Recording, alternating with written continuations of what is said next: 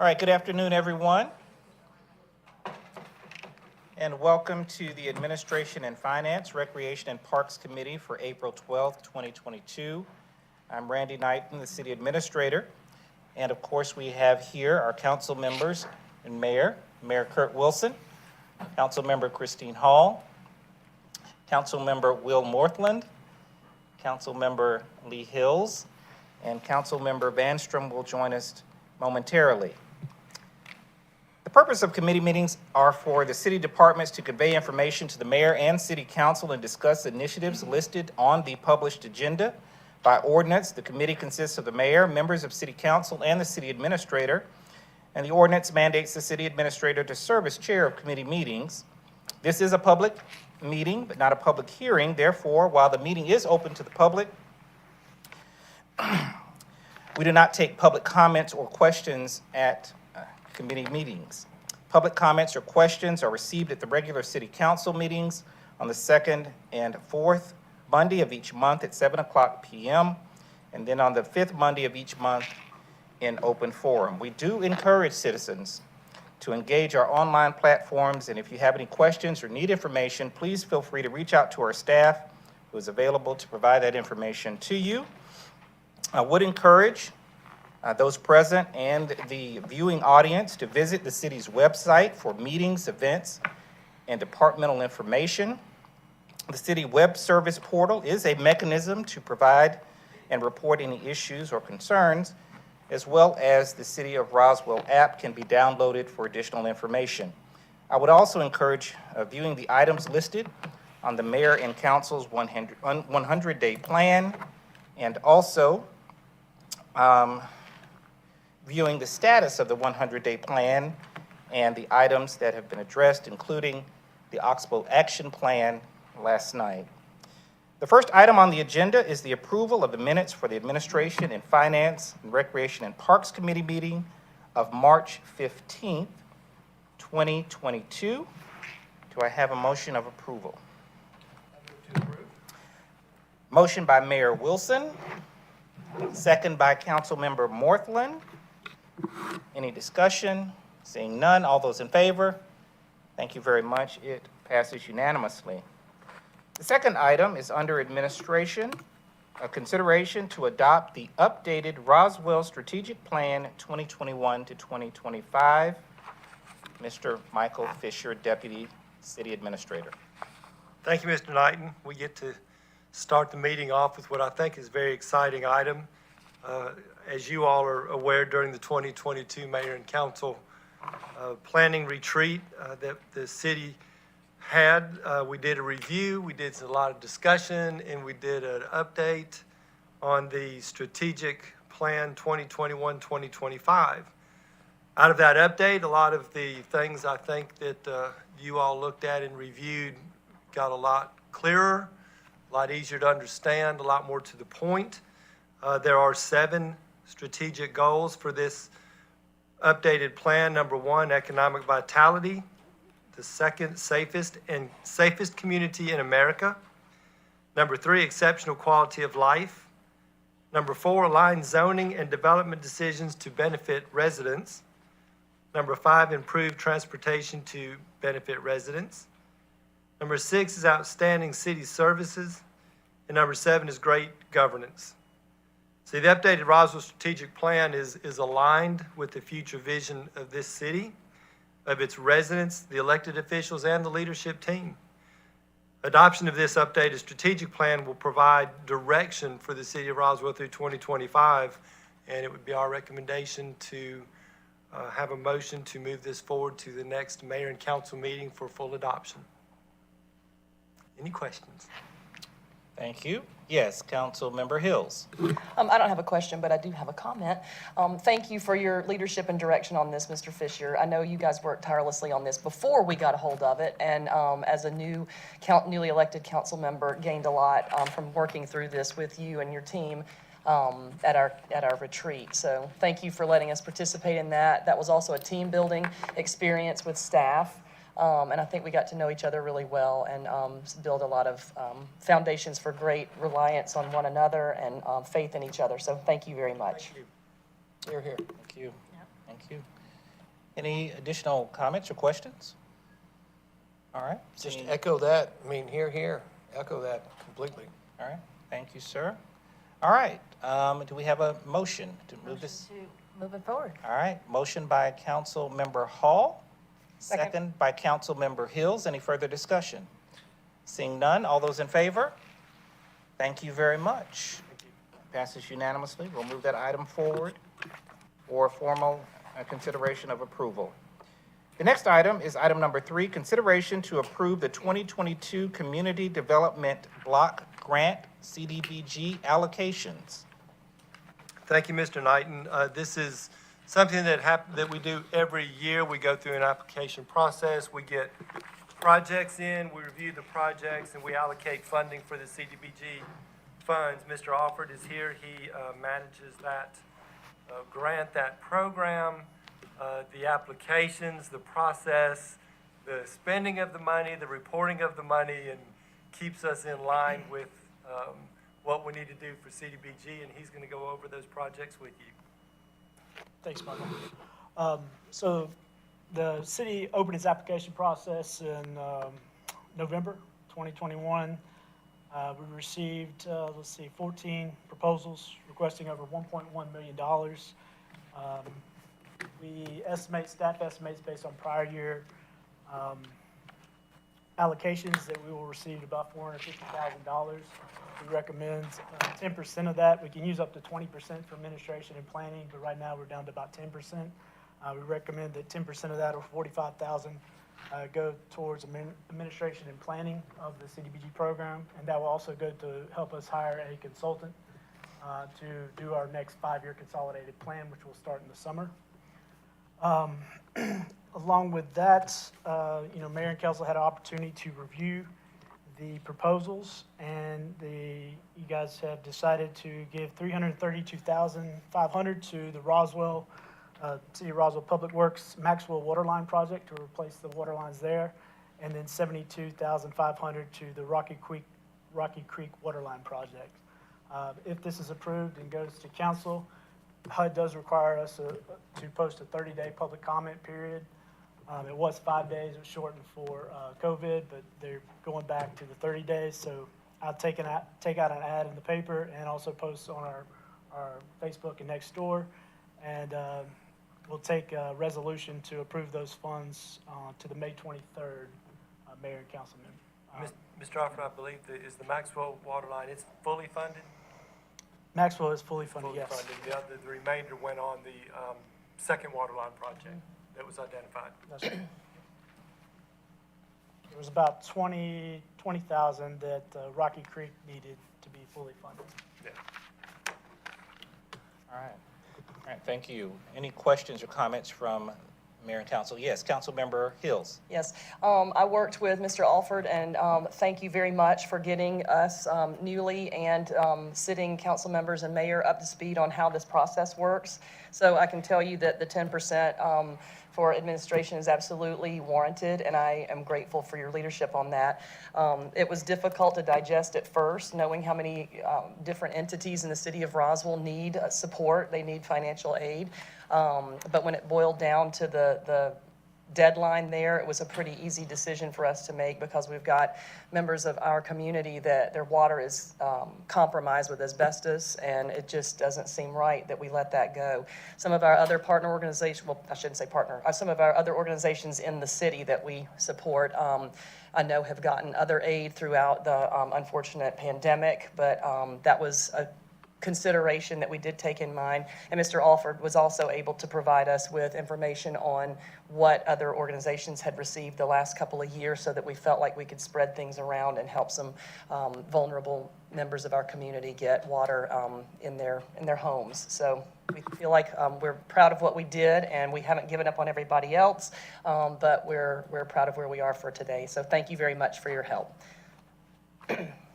Yes, any further comment or question? Yes, Councilmember Hall.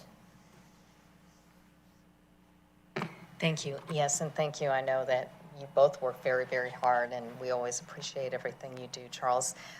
It is hard, and when it comes down to it, when our Roswell residents don't have clean water or are drinking compromised water and can compromise their health, risks like cancer and things like that, those become very eye-opening, and those are things that we as a community should address. So that is a lot of the basis for allocating these funds there. Thank you. Yes, further, yes, Councilmember Morthland. I've heard of the asbestos talk here, but also, if I'm not mistaken, replacing these water lines is also going to help the fire department with their water pressure as well. So it's a double win there. All right.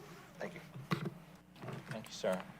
Any further comment or question? Yes, Councilmember Vanstrom? Just for the sake of the public, can you expand just a little bit about these two projects? Just- Don't have Besides that, the Mike can details. help us. Yeah, we got some people that can help. I don't know if we should put her on the spot or not. Is there any other details on Maxwell? What they are, maybe how long? And I apologize, I was not fully prepared to address those this evening. We have a list of projects in the Roswell Water Utility, projects that we have to prioritize based on our funding. These are on our capital improvement project list. They are likely, they're asbestos cement, the material, which is you're referring to, which in fact does not actually harm the water quality for the residents. The issue is that as they get old and brittle and break, we have a situation that when we have to fix those, that asbestos releases into the air. And so it's a very tricky situation if they break. It's potentially harmful to the folks that are working on it. Whereas when we do it in a controlled manner, we can control that risk and handle it better that way. The other material that we're trying to get out of the system is galvanized steel, which does cause some water quality issues, some discoloration. The water is safe to drink in both cases, but it is a less desirable material, and we're trying to modernize our system by putting in modern materials, ductile iron pipe, that kind of thing. So these are on our list. They desperately need to be done, and we so appreciate you putting these funds toward this so that we can continue down the list and get some of the other ones that we need to address in other parts of the city. Thank you. Yes, Mayor Wilson. Sharon, while you're there, and Charles, and I know it's hard to share with everybody how hard Councilmember Hills, Councilmember Palermo, Councilmember Vanstrom, Councilmember Hall, Councilmember Morthland worked on this $450,000. They spent a lot of time, a lot of agonizing over this, thinking about some of the organizations that received money in the past, and recognizing that they wanted to, they didn't want to leave folks out. But at the end of the day, and I think it needs to be addressed, is that the intent of the CDBG money is very specific, very intentional, and that this council, I think, took that responsibility very seriously. It wasn't to penalize anybody. It was to honor with clarity the intent of how the money is intended to be spent. And I think this council deserves a lot of credit because that wasn't an easy decision. They knew that they would receive some criticism as a consequence from some people who'd received this money in the past under the CDBG guidelines, and recognizing that the council, when they became up to speed about the guidelines and the clarity of how the CDBG money should be spent, the council took that seriously. And it wasn't a shot at any other organization not to participate in it. It was trying to honor the intent of how the CDBG money is allocated. And so I just want to give a lot of credit to the council, particularly to Councilmember Hills, for her leadership on this, and for congregating and spending a lot of time with all of her colleagues, knowing this $450,000 is very important to a lot of people, and that at the end of the day, they had to make a really tough decision of where to allocate this money, and know that some folks are not happy about that. And it breaks our hearts that we can't help everybody that asks for this money. And I know every council member feels that way. But it was a very, very tough decision, and they deserve a lot of credit for this. Thank you, Mayor Wilson. Any further comments or questions? All right, seeing none, I'll entertain a motion for approval or to move this forward. Motion to Yes. move this forward, please, to All the right. public comment segment. Thank you. Motion from Councilmember Hills. Do we have a second? Second from Councilmember Vanstrom. Any further discussion? Seeing none, all those in favor? All right, passes unanimously. Thank you so much. The next item, item number 4 under administration, is consideration for the mayor and/or city administrator to sign a contract in an amount not to exceed $1,060,892 payable through AJG for property, casualty, and management liability for the city of Roswell for the coverage period of May 1, 2022 through May 1, 2023, and additional amounts of $88,400 for cyber liability insurance, $3,613 for drone liability insurance, and $3,000 for flood insurance, for a total not to exceed $1,155,905. City Attorney, Mr. Davidson. Thank you. Well, the good news is when we first started budgeting for this, our broker estimated an increase in our insurance premiums this year of 15 to 20%. As you can see, last year our actual budgeted number was $1.35 million. And with this, we would be actually dropping approximately $200,000 for better insurance than we had last year. So that's the good news. So we went out for a full bid this year. We had 6 quotes. They're listed on your first page here. I apologize, this was not in your materials. It wasn't in there because we didn't have everything finished until yesterday, to be honest with you. The 3 highest quotes were on the bottom. Our current insurer was Trident. They were at 1.2. Liberty Mutual's 1.4. And Travelers was at 1.44 million. AmGuard, which is Berkshire Hathaway, came in with the lowest bid, but their insurance was not viable in our opinion. They had too many exclusions. There was a lot of law enforcement exclusions, 100% co-insurance for property damage. Their limits were out of whack. So basically, to us, it came down to Germa and Zurich. Zurich is the least expensive. However, they are, our recommendation is actually to go with Germa, simply because they provide a more Georgia-focused approach. Zurich is based out of New Jersey or Texas or Florida, but nobody directly here in Georgia.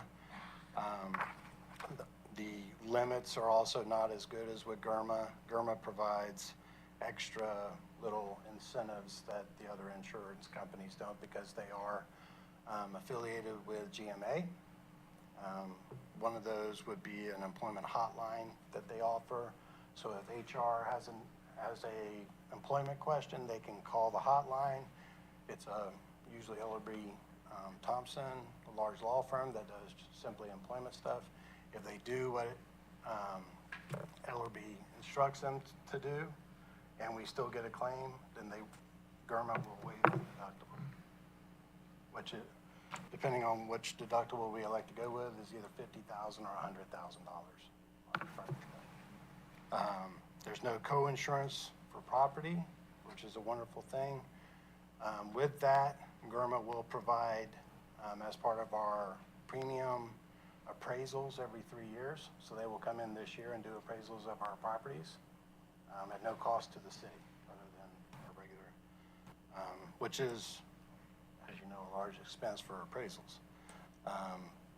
Our broker is actually AJ Gallagher, which is a part of Gallagher Bassett, which handles the claims for Germa. So we have a tie actually there, which would be good. Their limits are higher, like I said. We do not have to schedule any property that's under $100,000. So if Rec has an issue and it's a $50,000 claim on something we say is $75,000, they'll pay $50,000 without us having to worry about scheduling how much that was actually worth, which is a wonderful thing. If we do open a jail or a holding facility, they do provide inmate medical coverage at no extra cost. They provide $250,000 of cyber insurance as part of our premium. Cyber insurance has gone through the roof. In fact, most people aren't even offering it. And I've addressed that later on in this. That's one of our other issues, but they do provide $250,000, which if something happens is only a drop in the bucket. But it is something. Nobody else will offer anything as part of that. And if you're with GERMA for a while, you start collecting dividends if there's good years being had. It is a pool of other local municipalities. And they have committed to a 2-year base rate, which is basically they will keep all the costs the same, provided we don't have astronomical claims, which is not a bad deal. It's actually a pretty good deal for us. Our recommendation is to go with GERMA for that. There's some comparisons on the second page here between GERMA, Zurich, and Current. If you look at that, the general liability claims is $300,000 per occurrence. Our current insurance is $1 million. Zurich is at $1 million. Our aggregate limit, if you had all of them, would be unlimited with GERMA. It would be $3 million with Zurich. It's $5 million now. Law enforcement liability runs the same, so we would have unlimited law enforcement liability coverage. The public official liability, which y'all should be interested in, it's $3 million per occurrence with a $15 million aggregate. Zurich is at $1 million and $3 million. There is no liability because basically it's pretty much unlimited coverage. Again, they offer the $250,000 cyber. There is no property co-insurance, which is a benefit to the city. We are required to commit for 2 years, but they guaranteed to keep the same base rate, which is the last item on here. If you go to the next page, the mayor had asked me to look at raising some of the deductibles. So we went through with GERMA, and the only one that would really make any difference is the property deductibles. Right now, our deductible on several items is only $10,000. If we raised it to 50, we could save $50,000 on this premium. We've checked over the last 2.5 years, we've had 3 claims that were between 10 and 50,000. So that's a decision for y'all to make. I don't really have a recommendation on that. That's if you want to save $50,000. That one to me would probably be the best. Zurich does offer a general liability. Theirs would go down $75,000 on general liability if you raised it to 50. On the next page, these are our other insurance that we have to get. The cyber insurance, we actually were able to obtain cyber insurance. In the beginning, we were getting, GERMA has the $250,000 limit. BCS, who is our current cyber carrier, they would not quote us. Corvus, which is another one of the big ones, would not quote us. Zurich gave a sub-limit of $250,000, so they'd only cover us up to $250,000. So Cowbell, who is one of the largest, is who Alpharetta actually has. Their number is actually $75,000 if we do the 2-factor authentication, which everybody probably got an email today about. They will insure us for $3 million for $75,000. So we recommend going with them. Drone liability is with Global Aerospace, a $2 million limit with a 0 deductible. I just found that out literally as I was sitting in this meeting. The premium is $3,613. And flood insurance is required for river landing. And its limit is $632,000 and its premium is $3,000. With that would actually come in under the number that's on your, I'm not exactly sure what the number is, but it would be under the 1 point, 1.155905. Right. It would actually be less than that, and if y'all approve it, I will bring it forward with the actual number to council. All right, thank you, Mr. Davidson. Any questions or comments from committee? Yes, Councilmember Morthland. Can you tell me what drone insurance actually is? So we have several drones in this city.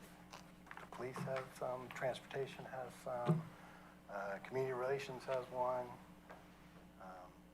You're required to have a license to have a drone, but if that drone's hovering around and it falls out of the sky and hits somebody or something, we need coverage. It's not covered by anything else. So that's what we would have it for. All right, thank you. Any further questions or comments? Yes, Mayor Wilson. That's okay. I'll go by any name, Chairman, Mr. Chairman. David, thank you for all your hard work. Congratulations on the pretty sizable achievement of taking an existing policy with a potential premium increase of 15%, not including the cyber piece of the equation, which would be even more, and coming down with a total package, including cyber, bringing that down at least $200,000, perhaps $250,000 less than what we're paying in insurance across the board this year. That's a notable and sizable achievement. And the fact that the insurance being delivered to the city is an improvement. So win, win, win across the board. Well done. A lot of work put in by you. And thank you very much for your very, very hard work and your incredible results. Got a couple of quick questions. So I'm looking in here on number 4. It's shown that the drone liability insurance looks like it's at, and so we got one is with the GERMA piece. We're getting a $250,000 policy, basically included in the overall GERMA piece on the cyber piece. We obviously have to go out and buy an additional premium. It looks like with with Cowbill Cyber, and it looks like that policy is going to run us $75,000 a year. In the packet here, it's showing $88,400. So I just want to double check with you on what you think that number is. Is it more like $88,400? 75,000. 75,000 is the right number. So this number here is going to get you below 1.1 for your total. If in my other consideration for the council, for the committee, Mr. Chairman, is to look at the possibility of saving $50,000 on the property side of the GERMA, taking it from a $10,000 deductible, making it a $50,000 deductible, and saving an additional $50,000 a year on the premium. For me, that's a reasonable risk considering that there's been 3 $10,000 to $50,000 claims. And as everybody knows, once you file a claim, there's a natural recourse on the claim that your policies are going to go up.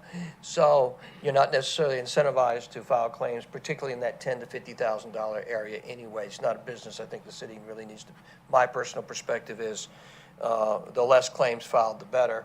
And keeping insurance is really built around the catastrophic need, not the ongoing operational need. And I think that's important for a city or any functioning organization to kind of keep in mind. So my recommendation to the council would be go to from a $10,000 deductible on the GERMA policy to a $50,000 deductible, save the $50,000 on premium. As you can see in the package showing 1,155,905, so you'll take another $50,000 off of that, which will take you to 1.1. Take another $13,000 from the $88,400 to the $75,000 on the cyber insurance, so you'll call it 1,087 in rough terms on the overall aggregate insurance policies altogether for the city for FY23. Is that a fair assessment? It's fair. And just for clarification, our risk manager, Brooke Shepard, did this. It wasn't all me. Thank you, Brooke.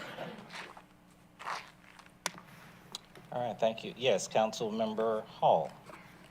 What does GERMA stand for? The Georgia Interlocal Risk Management Association. Is it through GMA? Through GMA. Okay, thank you. Thank you. Any further comments or questions? All right, seeing none, I'll entertain a motion to move this forward. Yes, Mayor Wilson? Since you have a lot of detail Second. Motion from Mayor Wilson, second from Councilmember Hills. Any further discussion? Seeing none, all those in favor? All right, passes unanimously. Thank you very much. We'll move that item forward. Thank you, Mr. Davidson. Can you keep Mr. Davidson around? Does he have to leave? Because I don't.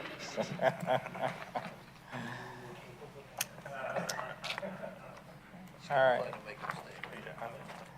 Item number 5, under Finance, consideration for the mayor and/or city administrator to award a contract to J.P. Morgan Chase for banking services in an amount not to exceed $60,000 with annual renewal options for a maximum of 5 years. Mr. Ryan Luckett, Finance Director. Thank you, Mr. Knighton. Good evening, everyone. Back in January of this year, the city issued an RFP for banking services.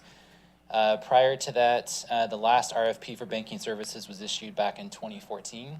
The services that we procure under this RFP include just basic banking depository services, online account management, the ability for us to use wire transfers, ACH deposits and payments, electronic accounts payable, e-lockbox services, as well as lockbox services and P-card services.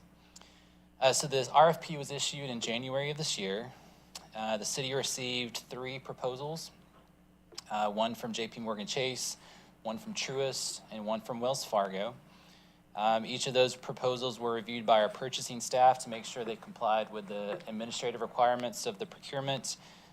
We also had an evaluation committee review the actual proposals and score those against the established criteria. So we looked at the personnel that were assigned to the city from the respective institutions, the service offerings and approach that they offered, their customer service, their implementation and timeline, as well as price. So the evaluation committee reviewed all those proposals and is recommending to continue services with J.P. Morgan Chase. And I'll say that all the proposals that we received were very strong proposals. I think what the committee looked at with J.P. Morgan Chase, what stood out was their problem-solving, innovative solutions that they offer. They also provide excellent customer service currently. They've also proven for us that they can work with us in our current financial management system and integrating a lot of the products and services that they offer, which provides a lot of efficiencies for our staff. So based on that, we are recommending to award a contract to J.P. Morgan Chase for a period of 5 years, or 1 year with annual renewal options. It's an annual amount not to exceed $60,000. The way the contract works is that we are charged on a unit price basis for all the various services that they offer to us, probably a couple hundred different line items that they charge us for the various services they provide. Those fees are offset by earnings credits that we receive based on our balances in the bank, and those are applied to our fees, as well as we receive rebates for the P-card usage that we have on an annual basis. So just to give you an example, in FY21, the city paid approximately $50,000 in bank fees, and that was net of any earnings credits that we received. That is, I will say, is also, as you can imagine, is contingent upon the rate environment. So as interest rates decline or they increase, that also benefits us in terms of how much we pay annually in banking fees. Been in a very low rate environment over the last few years, or a couple of years, so our fees have gone up as a result of that. The city also earned a P-card rebate of approximately $52,000 in the prior year based on our P-card spend across the city. So just to summarize, as part of the pricing proposal from J.P. Morgan Chase, they did offer an overall fee reduction of $20,000 per year. They also offered a 12-month fee waiver. So the first 12 months, we would have 0 fees for banking services. They also offered $12,000 towards programming costs associated with our city's financial management system, so we can implement some new services, and they would cover the cost of actually programming that needs to take place. They also provided an enhanced earnings credit rate as well as a P-card rebate rate. So with that, that's our recommendation. I'll be glad to answer any questions. Thank you, Mr. Luckett. A question from Councilmember Hall. Thank you, Ryan. What kind of balances do we keep in the account on average? It's usually, I would say, probably around 25 million. And that fluctuates as we move throughout the year, and we're moving funds between our bank accounts and Georgia Fund One and some of our investments. So. All right, thank you. Any other questions or comments? Yes, Councilmember Hills. I think I heard this right, but the 60,000 per year for 5-year renewables on the annual renewable, that's locked in, right? Each year 60?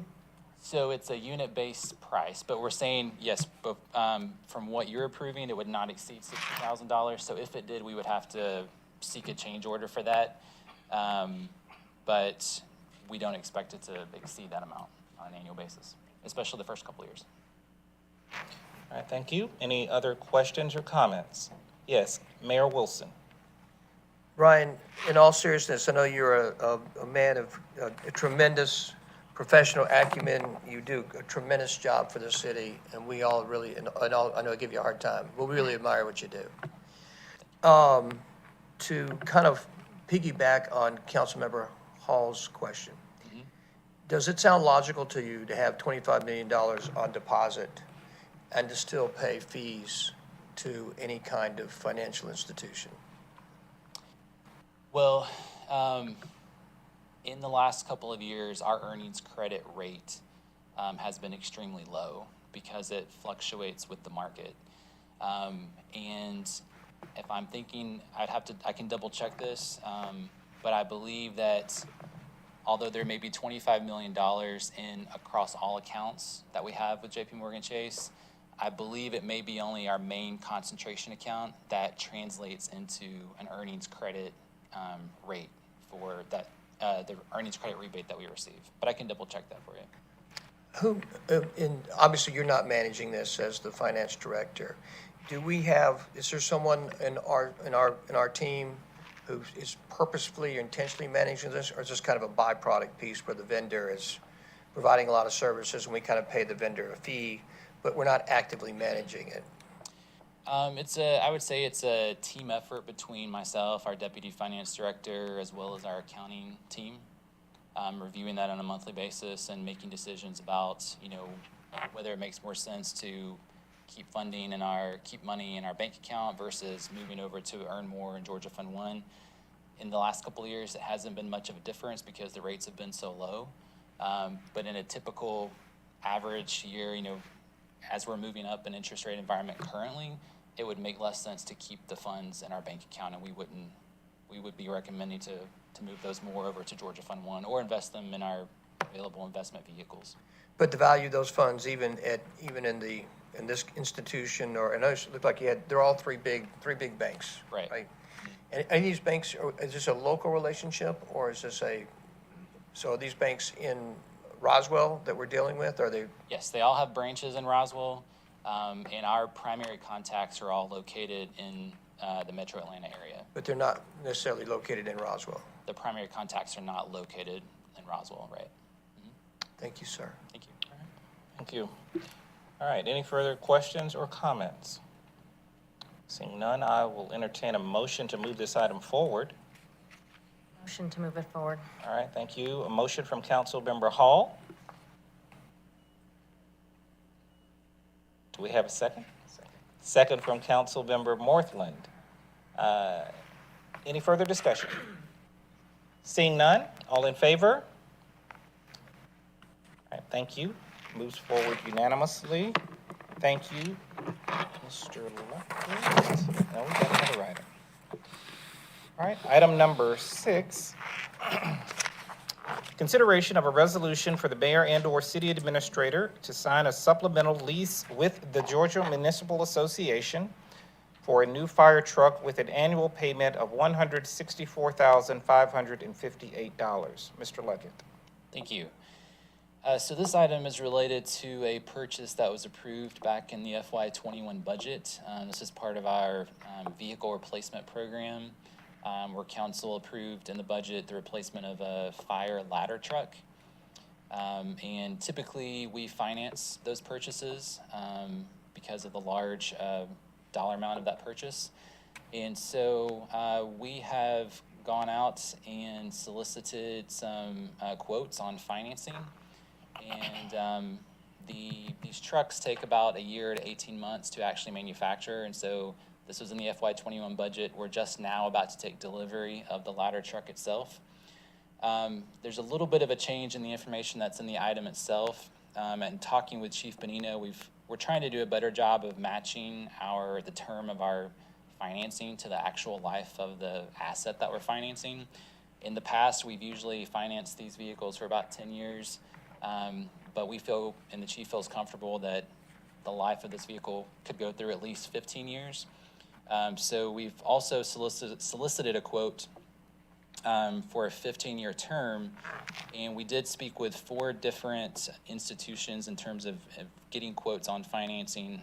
We're still recommending the Georgia Municipal Association, which is actually through Truist Bank. It's a 15-year term at a rate of 3.2%, and an annual payment of $120,804. So that would be our recommendation. And what you see in your packet is a resolution that would need to be approved by the mayor and council. And I've given you a sample of all the documentation that we're required to submit when it comes to these types of financings. Some of the benefits that we've seen also working through GMA is that we don't have any fees, whether legal fees or a fee from GMA itself. And typically they've been a good partner in the past to work with when it comes to financing some of our equipment. So I'll be glad to answer any questions. All right. Thank you, Mr. Luckett. Any questions or comments? Yes, Council Member Hall.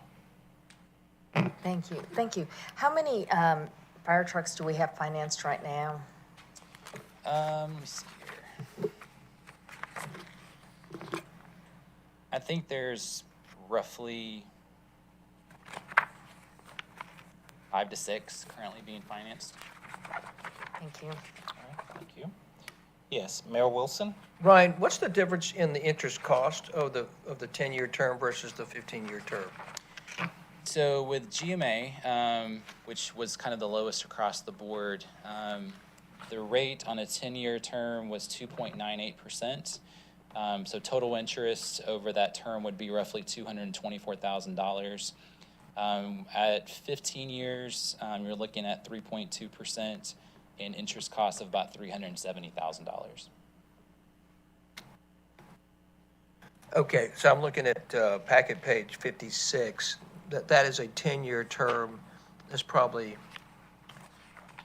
on a different amount financed. Yeah, this was just a sample of something in the past. Okay. Okay, thank you. So it's going to cost you a little money to carry it for another 5 years. But you're recommending that, correct? Yes. Okay. All right. Any further comments or questions? Just to be clear, you're taking the you're taking the monthly nut or the annual, let's say the annual nut. What's the annual nut change from? Changed it from 164,558 to 121? 121, correct. So you're realizing $33,000 there, I suppose, correct? Closer to 43, I think. 43? Yeah. My bad. Sorry, bad math. Thank you. Any further questions or comments? All right, seeing none, I'll entertain a motion for, yes. Motion to move forward. All right, a motion from Council Member Hall. Do we have a second? Second from Council Member Hills. Any further discussion? Seeing none, all in favor? All right, passes unanimously. Thank you very much. All right, and the next item, item number 7, discussion regarding the reallocation of existing funds for an energy audit. I think that will be both Mr. Luckett and Tag team. Deputy City Administrator Fisher. So I'll provide some of the background. Back in FY 2020, the mayor and council approved $120,000 for an LED lighting retrofit program here at City Hall. Those funds ended up not being enough to cover the full cost. The cost ended up being about double what was initially projected. That was also the time we entered the COVID pandemic, and the city took some steps to freeze some of our capital project funding, just in the case that we would need those funds if we were seriously impacted by the pandemic. So those funds are sitting there. They haven't been used. We've been talking, Councilmember Hall and I and Randy and the mayor about looking at some ways to bring about some other expenditure savings in the city. And what we are requesting some guidance on is the potential of using these funds to fund an energy audit for this building to start with the idea being that it would be expanded to other city facilities in the future, for the idea of trying to determine what energy improvements could be made that could result in some substantial annual recurring savings to the city.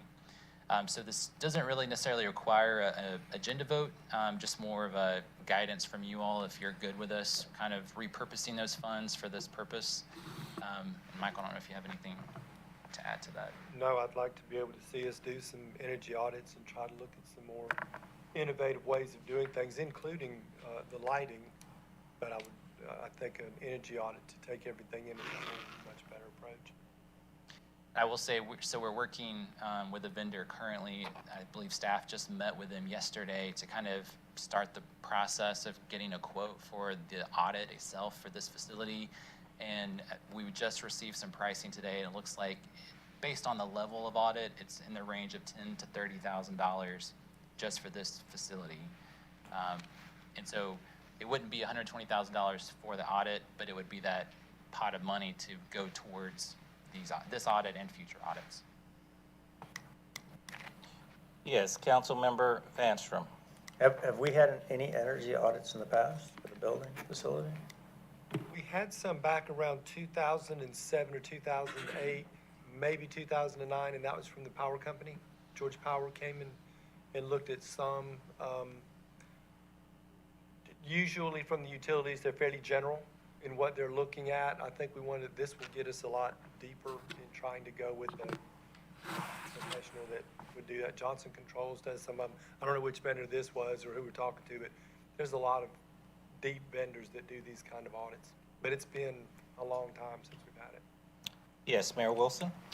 Ryan and Michael, so what would be your expectation of what kind of savings you might realize at the consequence of a fantastically positive audit? What would you hope the return would be on the spend?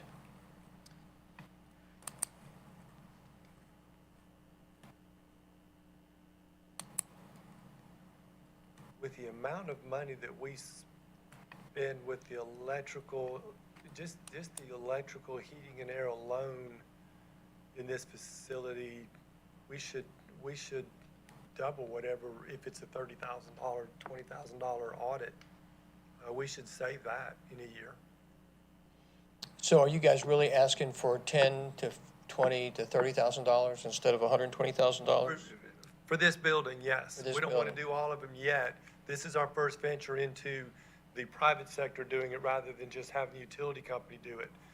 The money's already there, so we just want to take some of that 120 because we didn't do the lights. Now, we can, before I ask you another question, just because the $120,000 there doesn't mean we can't realize it in a different category, correct? Absolutely. Correct. Which we are going to need in FY23, right? Correct. Probably in some very vital things. So from a priority perspective, the possibility that $120,000 of the taxpayers' money, residents' money, there might be an opportunity to better spend it somewhere else, even though it's realized in a different area. Would that be a fair assessment? Would you potentially agree with that? Yeah, it's the decision of you all, I think. Let me ask another question. Would you be receptive, not only on the energy audit, but on a space and use audit? Have you looked at that as well? I don't imagine that was part of the consideration, but from my perspective, the utilization of the space, particularly in City Hall, along with energy, it's not just the energy size, but it's also the utilization of the space, bring more efficiency, efficacy. Yeah, we would definitely be interested in that. We have looked at the space of several of our buildings in the past with an audit, but it was not at the idea of making any additions or changes. It was look at what we have and how can we better use just what we've got. Yes. We have done that in the past, but we're kind of full playing musical chairs right now. I think if there's a space and use audit, we should not constrain whoever does that to specifically looking at the buildings we have today. Sure. But yeah, we could do that. It would not be the same vendor, but we could take the monies for either one, for both of those. But a vendor that does an energy audit, it's not going to be a vendor that does a space and use audit. That's exactly right. Do you have a vendor identified for this? We do. Is this, and is it a local vendor? They have a local presence. It's Terracon is the vendor we're talking to. And this is something you don't have to have an RFP for, is that right? We were able to access it through a already pre-competed contract. Thanks. Yes, Councilmember Hall. So I just wanted to elaborate on this. This is part of our evaluation of the operations and part of the 100-day plan as we're looking at all of the cost-saving options. And actually, I was going to ask our city administrator to comment on this one because this is one that he brought to our attention that he has some familiarity with and some of the potential cost savings. Sure. And in discussion with staff, an energy audit, we would anticipate would take a look at our lighting, HVAC systems, and mechanical systems as well in this facility first. And because much of the lighting here has not been turned over to a more contemporary system, we think that there would be savings immediately realized from lighting alone. And I believe also a scenario is that we would be able to recoup savings over time annually, and any costs associated with a vendor could be paid back to that vendor from those savings that are realized. And so we think that a long-term play certainly would allow us to realize exponential savings here in this building first. Then this would also act as a pilot, if you will, for other facilities that we would ultimately conduct the same or similar type audit. Any further questions or comments? No, thank you, Mr. Chairman, and thank you, Councilmember Christine Hall, for that great clarification, pulling you guys out of the ringer once again. All right. Any further questions or comments? Seeing none, we'll entertain well, actually, this was a discussion item. I would like to receive some level of consent that the committee is in favor of reallocating these funds. So I will ask for a motion in this case. Motion from Councilmember Hall, second from Councilmember Hills. Any further discussion? Seeing none, all those in favor? Thank you so much. Thank you. Thank you, gentlemen. Thank you. Exciting. All right, Recreation and Parks, item number 8. Roswell River Park Master Plan Update, Mr. Jeffrey Leatherman. All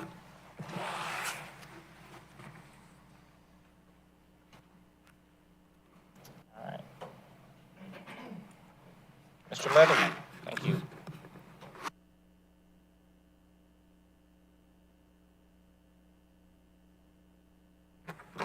Switching. Apologize, let me just pull my presentation and notes. Thank you, Mr. Knighton. Thank you, Mayor and Council. This is a report back and status report on the work that we've undertaken as it relates to the River Parks Master Plan. We're going to touch quite a bit on the priorities of this Mayor and Council from our last meeting in March. And really is intended to give you a status report and then an update on some contract recommendations that we have moving forward. As we start to tackle a number of items and deliverables, we're looking, as I said, really based on mayor and council feedback from March. And this is our check-in to ensure that we're heading in the right direction as we look ahead in that 100-day plan spectrum, which is fast approaching. Want to make sure that we're collectively moving in the right direction and any course corrections that we may need going forward in advance of that. Update on the ongoing permitting process, and then any necessary updates and recommendations for the River Park Master Plan, which you'll see here at the end of the presentation. Just a reminder, kind of where we're going to focus quite a bit of attention and energy right now is on the ASAN project site. From our last couple of conversations, just from that orientation, phase 1 to the right of the blue line is phase 1 of the ASAN project area. Phase 2 is between the red and blue lines, and phase 3 is the multi-use building and space that would be the edge of the property near the Catholic Church and the red line. And I'll reference this slide a little bit later as we get into a little bit more of the detail associated with some of our priorities. Any orientation questions on this slide before moving forward? Okay. So we've distilled down a couple of priorities, and we've got a lot more detail here in April than we did in March, and that's what I want to cover, particularly priority 1A and 1B, and I'll describe in a moment why we've separated those two out. 1A is prioritizing material mining and logistical solutions for sediment removal through mining on the Chattahoochee River. As coming out of a number of conversations, as a reminder for people that may be just catching up on this topic, this mayor and council has asked us to look at logistical solutions for mining of sediment on the Chattahoochee River, recognizing that we have impacts. We have impact of sediment on the river, and before we commit a significant amount of funding to the development of the River Park Master Plan, we've got to answer some questions as it relates to mining, and that's the intent of priority 1A. Mitigating flood risk and protection of recreation access being one of the goals, ensuring long-term viability of the River Park system, evaluating opportunities to minimize mining impacts on parks and surrounding community. This is how do we incorporate potential future mining operations within our park system. Developing a first right of refusal option. What can we do potentially with the material that benefits the city of Roswell residents, and our projects? And establishing a closed loop cycle with mined material that can potentially be used for other erosion control type projects along the Chattahoochee River or potentially in other areas. This is our project team that we've assembled together. You'll see a recommendation as we move forward shortly in a couple of slides. Star Whitehouse is our primary project manager. They have been on the team for ASAN 1 and 2 and developed the site plan as we see it now in the construction documents, along with Columbia Engineering and Ecological Solutions. This is our original project team for ASAN Phase 1 and 2. They have the boots on the ground knowledge of what we've accomplished thus far. The new part of this project is Proof Projects LLC, the Dredge Research Collaborative. This is a vendor that we've located, specializes in dredging work in the regulatory environment in communities, rivers, and harbors, and bringing them on as our subject matter expert as it relates to how do we start to design dredging in our community and corporation. You see kind of the bullet points there. I'm not going to go through all of them of where their level of expertise lies and what type of equipment and material and services they're going to provide for this portion of the project. Elements on the cost savings and consideration. Right now, we're looking at about $130,000. We're working through some budget items. Right now, we have that as a not to exceed item with a couple of outstanding questions as it relates to understanding sedimentary control and management, as well as some of the soil samples that we need to take. They can integrate surveys from the floodplain from our existing models. The project management will be coordinated across all priorities to reduce duplication of services down along the river, and the regulatory and permitting process that we're currently underway with ASAN Phase 1 and 2 will also be coordinated with this project team. The deliverables associated with this scope of work, a narrative report describing the permitting analysis, recommendations for the type of mining facility, the intensity and duration of active operations, and what type of space is going to be required associated with recommendations for mining at the ASAN site, conceptual design for that mining facility, And then potentially that would need to include revisions to ASAN Phase 2 as we start to look at the spatial requirements associated with mining operations. Community education, evaluation and recommendations, some recommendations for next step. This is not included in your package that you saw associated with this item. Some permit constraints note. Right now, what we're learning and what I've learned this morning and a little bit later this afternoon is that at the Army Corps of Engineers level, we're looking at some type of permit constraints, potentially 300 feet upstream and downstream of the project area. So we've constrained this contract and this contract scope in that what we believe to be the regulatory environment that we're working in. We also believe that as we go through the timeline of this work, May through September, we may discover some other flexibilities within that. We just don't know. So we wanted to make sure that we anticipated what we believe to be the constraints are, and then build a contract around those constraints, giving ourselves some room to be flexible if we are allowed to be flexible. There's just some unknowns that we're going into, quite honestly, with some of this. We expect the deliverables of this between May, or the work to be done between May and September. This lines up with our existing permitting process for ASAN Phase 1 and Phase 2, with permits expected to be delivered around August, September, and also this additional information to be delivered around that August-September timeline. So hopefully those will all line up together. We'll talk just briefly about kind of some of these next steps as we move forward.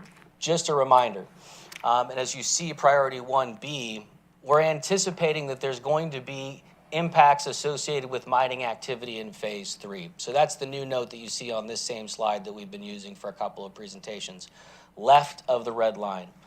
Honestly, that's a best case scenario that we can limit the impacts of this type of conceptual operation in that area. We just don't know at this point in time. Once we go through the analysis, we believe that we'll have a better understanding of mining operations. It may creep to the right of that red line into Phase 2.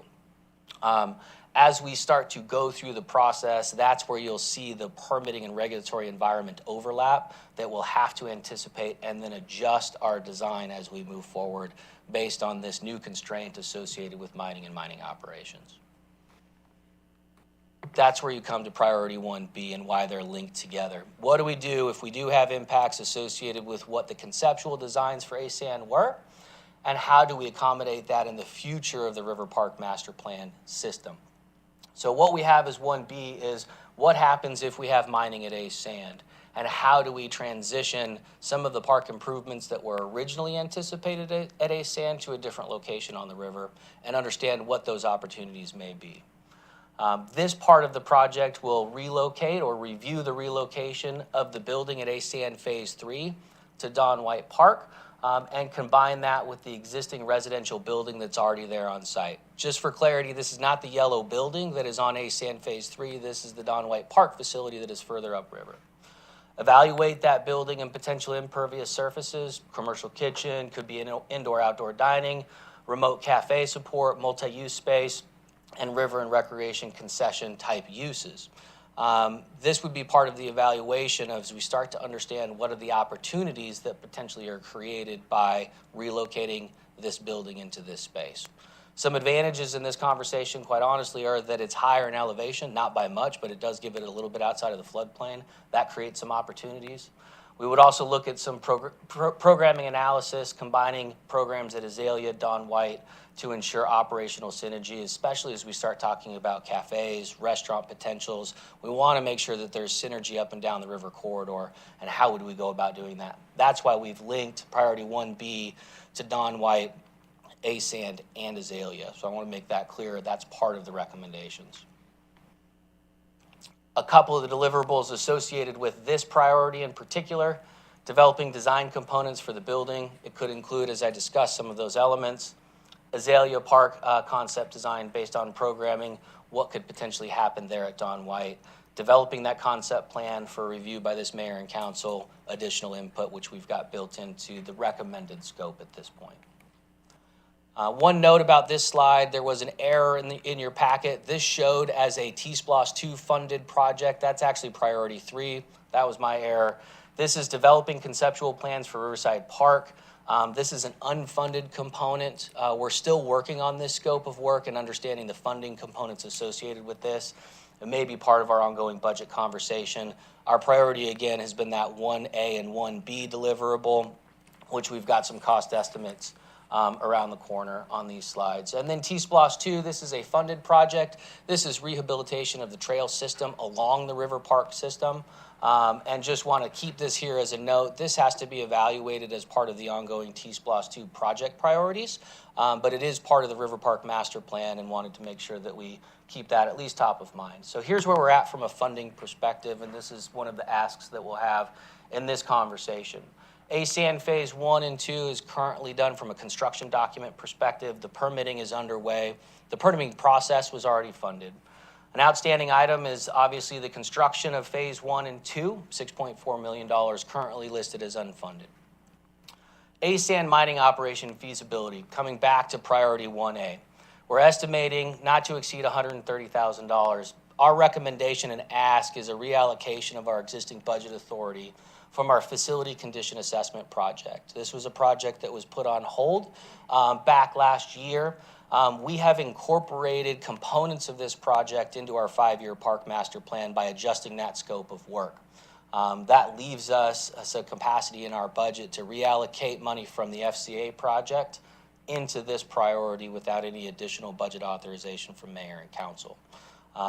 Just as you had just done with the last conversation with our admin department, it seems to make sense to get council's input on that recommendation as we move forward. ASAN priority 1B, right now our current cost estimates as of this morning about $286,000 to work our way through the redesign of those concepts and moving the building up to the Don White Park facility, understanding the spatial constraints and opportunities there and combining that with Azalea. I still have some work to do on this cost estimate to understand that scope. We've listed it as unfunded. I'm not quite prepared to deliver that as this is our recommendation, but I wanted the council to see kind of where the work is thus far. Again, our priority is getting kicked off with the mining elements of this conversation. And then Riverside conceptual level drawings and the trail maintenance is still to be determined on the funding amounts for kicking off those components of the project. One is unfunded, one would be funded out of T-Splosh 2 as a project element. As we look at next steps in compliance with the intent of the 100-day plan, looking at finalizing our River Parks Master Plan amendments that would include operating or allowing mining operations as a component of the ASAN Park site, transitioning the multi-use building impervious surface allowances from ASAN up to Don White Park, and then evaluation of the operating plan for cafe, multi-use space, programming space, ASAN, Don White Park, Azalea, and Riverside, and how those start to work together. So as we look at what the amendments would be to the 2016 master plan, it would be some sort of narrative, or a recommendation would be some sort of narrative associated with those 3 general categories and criteria. There was an outstanding comment that I just want to make sure was noted for the record. In my March update, one of our council members just indicated that my recommendation of moving forward for funding for ASAN Phase 1 and 2 in the fiscal year 23 budget process may not be moving fast enough, and so I just wanted that noted for the record, that that comment is still noted here in our presentation as an outstanding item. With that, that's my update on where we are. Be happy to entertain, I'm sure, what will be lots of questions. All right, thank you, sir. Yes, Councilmember Hall. I know we're going to get into a lot of parks questions, and this one is just tangential to that. The Dredge Research Collaborative that piques our interest. Next week, EPW, we are hosting a dredging workshop here next Tuesday. Are these folks local? And I don't know if you guys have coordinated any of this information, Sharon, with... They're not local. And so Sharon and I have had some passing conversations about them in particular and opportunities. And I don't know as much about the work that Sharon's got going. So. Okay. I was just going to ask if they would be able to send any information or participate in the workshop that we're putting on for dredging for our residents and local detention ponds. So for the dredging workshop next week, we have Schnabel Engineering coming to do the technical aspects of dredging. They've done a number of dredging projects in Roswell. They have some really nice background. They built a beautiful presentation with some Roswell-specific examples. So I think we're probably in good shape as far as presenting that information. We're of course anxious to get to know the folks that Rec and Parks are working with, and our Brian Watson, who's organizing that dredging workshop, is also working very closely with Jeff and his folks on this. So I think we're going to leverage all the expertise we can get. Okay, that's it on the dredging. Now to the parks. Thank you so much. Yes, any further comments, questions? Yes, Councilmember Morthland? So this really starts with the ACE Sand mining operation feasibility design. This is where it starts to make sure we can get going on the dredging aspect. That is step one. Correct.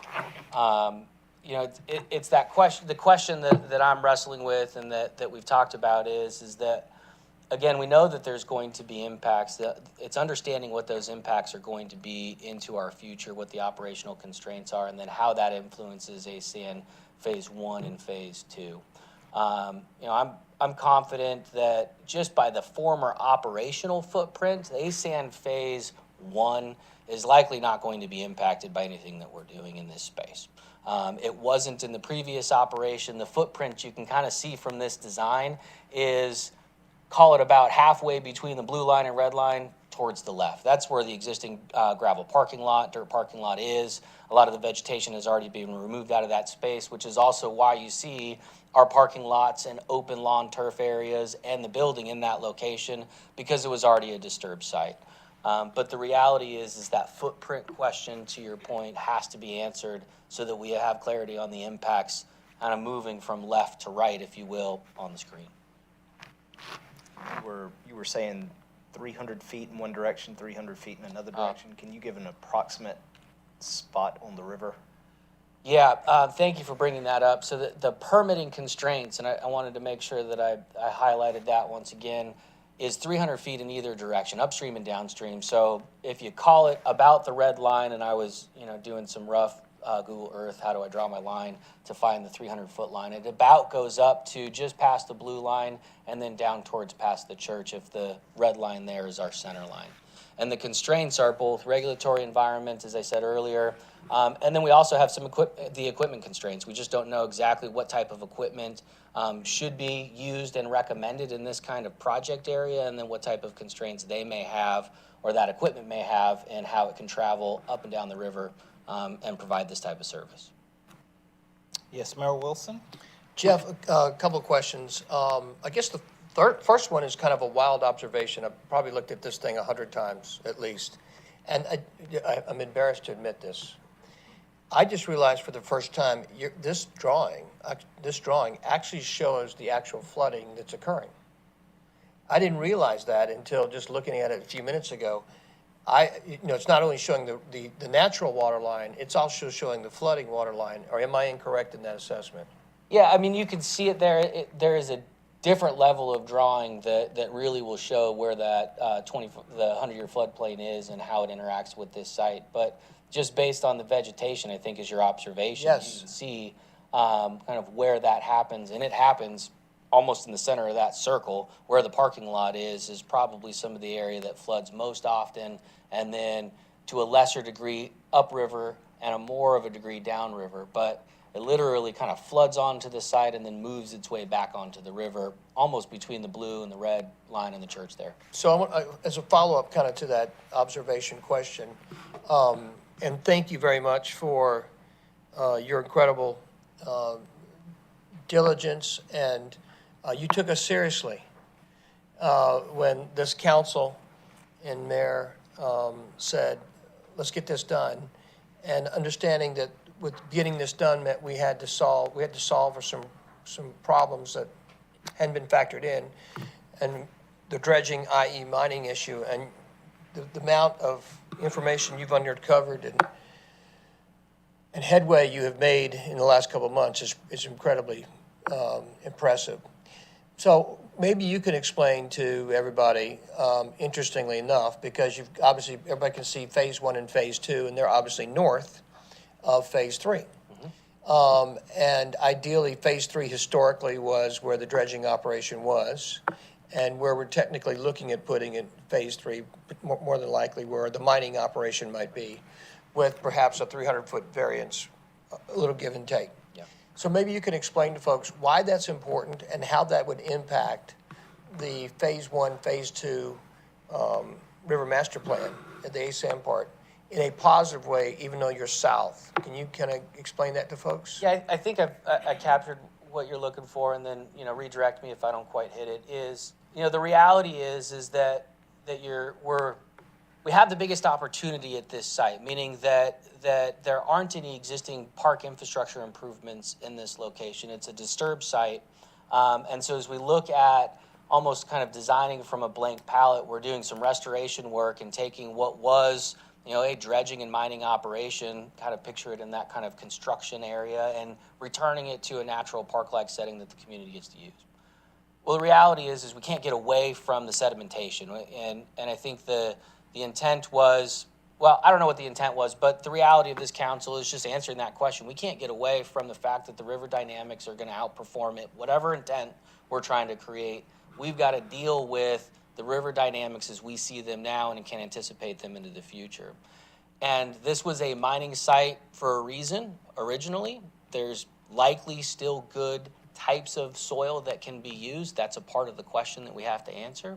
And so there was some benefit that was created by that operation in the river.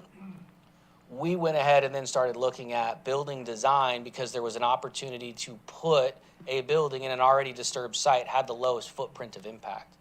Now what we can do is we can pull that building out of one of the probably more difficult places to design a building in the River Park system because it happens to be one of the lower areas, and push that up to Don White Park, and I think this was the point you're trying to get at, where we have potentially a lower cost of construction because it's higher in elevation. It's not much, it's very subtle, but a little bit of elevation in this river corridor makes a difference. And that's what we believe to be some of that advantage. And tackling the mining question also potentially opened up an opportunity that we can take advantage of. What exactly that opportunity looks like, I think, is a to be determined and something that this council has an opportunity to influence. I think, to your point, Jeff, and massive credit to you and massive credit to the leadership demonstrated by Councilmember Will Morthland, is that one of the recognitions of, you can talk about all the pretty things in the world, but one of the things I think this council got right very quick, and that you seized upon, and to Will's hard work, was you got to deal with how to handle this long-term. You can build it, but if you don't support it, which means taking care of what's going to happen with the ongoing flooding, which, by the way, over the last 12 years, since we discontinued the dredging operation, it's been very obvious that the impact and the quality of life impacted on the Roswell River has been impacted and will continue to be adversely impacted unless we find a way to solve for that. And so massive credit to you, massive credit to Will, massive credit to the rest of the council for seriously addressing this up front on this incredible project and saying, we're going to do this project and we're going to solve for the equation that has not been solved for before because of the difficulty. This is a very, very difficult piece, and it's very easy to overlook how difficult this is. So thank you for your great work on it. Will, thank you for your great work on it. Thank you. Yes, Councilmember Morthland. So one quick piece before we get off of this slide, and Jeff and I haven't talked about this. This is just my own research. As you see the water coming downstream and it hits the embankment right there, it creates more of a water flow. And where the traditional mining took place, if we can get that out and create more of a void in there, we're going to take some of that stress off the embankment, which is going to be a direct result into us avoiding erosion. If we can work that out, then this is going to be a win. Thank you. Yes. Any other? Yes, Councilmember Vanstrom. So from the looks of phase 1, even if you had flooding, all you have is some mulch that you've got in there that may get worn away now and then, correct? Yeah, we've got some other trail improvements that darker, or I'll call it the white trail system is a more resilient trail surface, like in that space. And then the mulch is the darker trail in the center, low-lying areas. So phase one could be more predictably accomplished sooner as an extension of the Don White Park. That's correct. Very, okay, thanks. Thank you. Yes, Mayor Wilson? Yeah, Jeff, that's a great, thanks, just kind of piggybacking on Councilmember Vanstrom's thoughts. You mentioned the permitting, but I think it's important for our fellow residents to know that the timing on this, based upon the approval of council, is incredibly quick. That actual permitting starts, but the construction and the completion of phase one and phase two would be when, based upon our estimates today. So right now, we're looking at about an 18-month, or have allocated an 18-month construction cycle window that would start August, September, pending conversations again about mining and that permitting process. The permitting process is underway. We've designed phase one and phase two independently of one another, so you could fund a portion like just phase one and move forward on that with our existing construction documents and permitting process. You could do phase two independent of phase one, or you could do them together. So we've left that option open as we've gone through both the permitting and the construction document process. So we're having, Jeff, a very dry technical conversation about mining, dredging, permitting, timelines. Can you comment as a dad and as a Roswell resident and as the person that probably knows this area as well as a lot of folks and spent a lot of time here, what you think phase one and phase two does for your quality of life as a resident, your family, and for others, and what this brings to the Thank you for the question. I think, as you described, dad of four boys, probably the hardest part when my boys were little was anytime we were around a river, around a lake, you never can relax as a parent. As they get a little bit older, right now, kind of that age of 9 to almost 16 on Friday, will be that center area right by the blue line creates an opportunity for young toddlers into that 5, 6, 7 to really have a river type, get dirty environment in a safe place space. You're next to the river, so you can start to understand what's happening along the Chattahoochee River, some educational opportunities on the river dynamics itself, but in a controlled environment where those younger kids can get out, get dirty, and play. As you kind of tuck down in by the dock area, it's very subtle, but you can see the get down spaces, which essentially are ways to access the shoreline of the river and create a recreation opportunity environment that is direct access down to the river, separate of that children's stormwater garden and play area. And really, if I could overlay the picture on top of this, is you're taking what is largely a not really accessible area. We have some rudimentary trails through that space. There's some bridges that are washed out right now that you can't access in the area.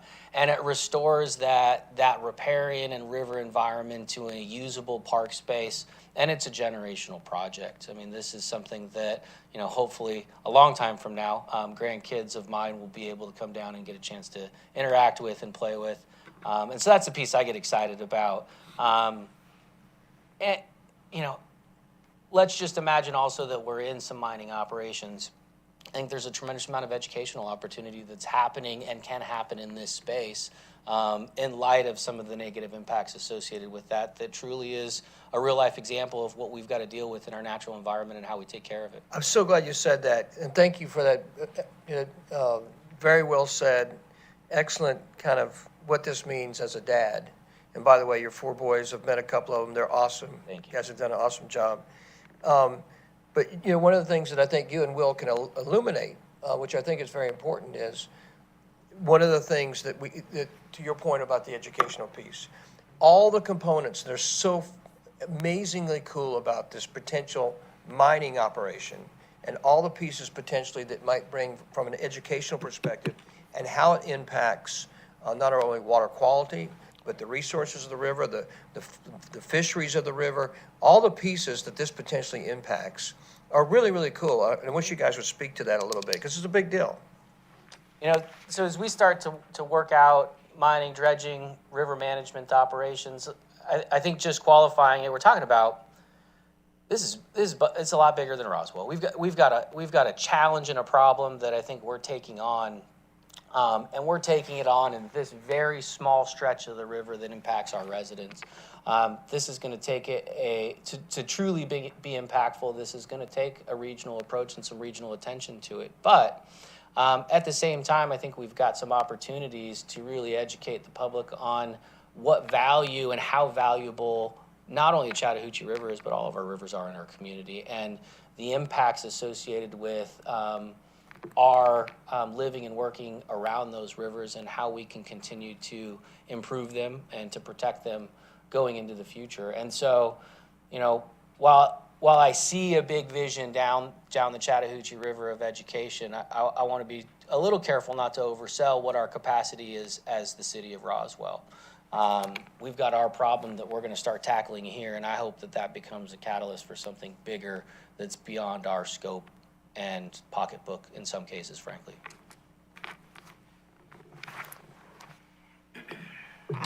Yes. Oh, go ahead, Councilmember Morthland. I'm not the expert on the fishery piece that we were talking about the other day. I got excited about hearing the Department of Natural Resources was looking at this area as being is it trout that they were bringing in? Correct.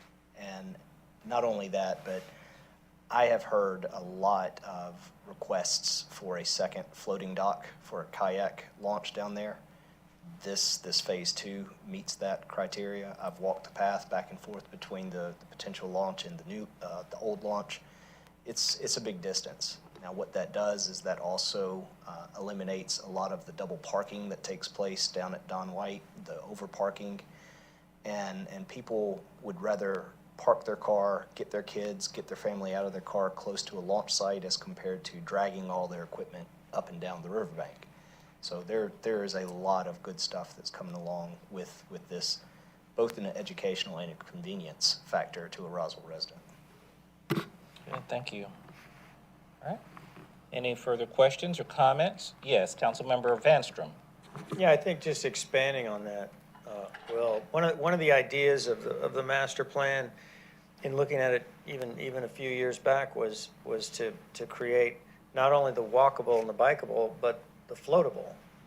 And the really neat concept here is that you can launch off up further up north, and you got a stopping point here, you got a stopping point down on Azalea, maybe there's one at the river park amphitheater. The idea that you can linger a bit longer on our river and enjoy our parks, and imagine the parks having some music going on and some festivals going on, that you come in from the river just to sit and enjoy a little bit, so you're not just floating on the river the whole time, but you're coming inland, and accessible as well from bikes and from walkability. So this plan, the fact that this council and this mayor is bringing this plan forward as part of our initial agenda, it was one of my most exciting things to hear that you guys were all interested in that to begin with, because I sure was. And I think it's terrific. I had a quick question on phase 1, phase 2 grant money. I know we looked at we lost out on some money.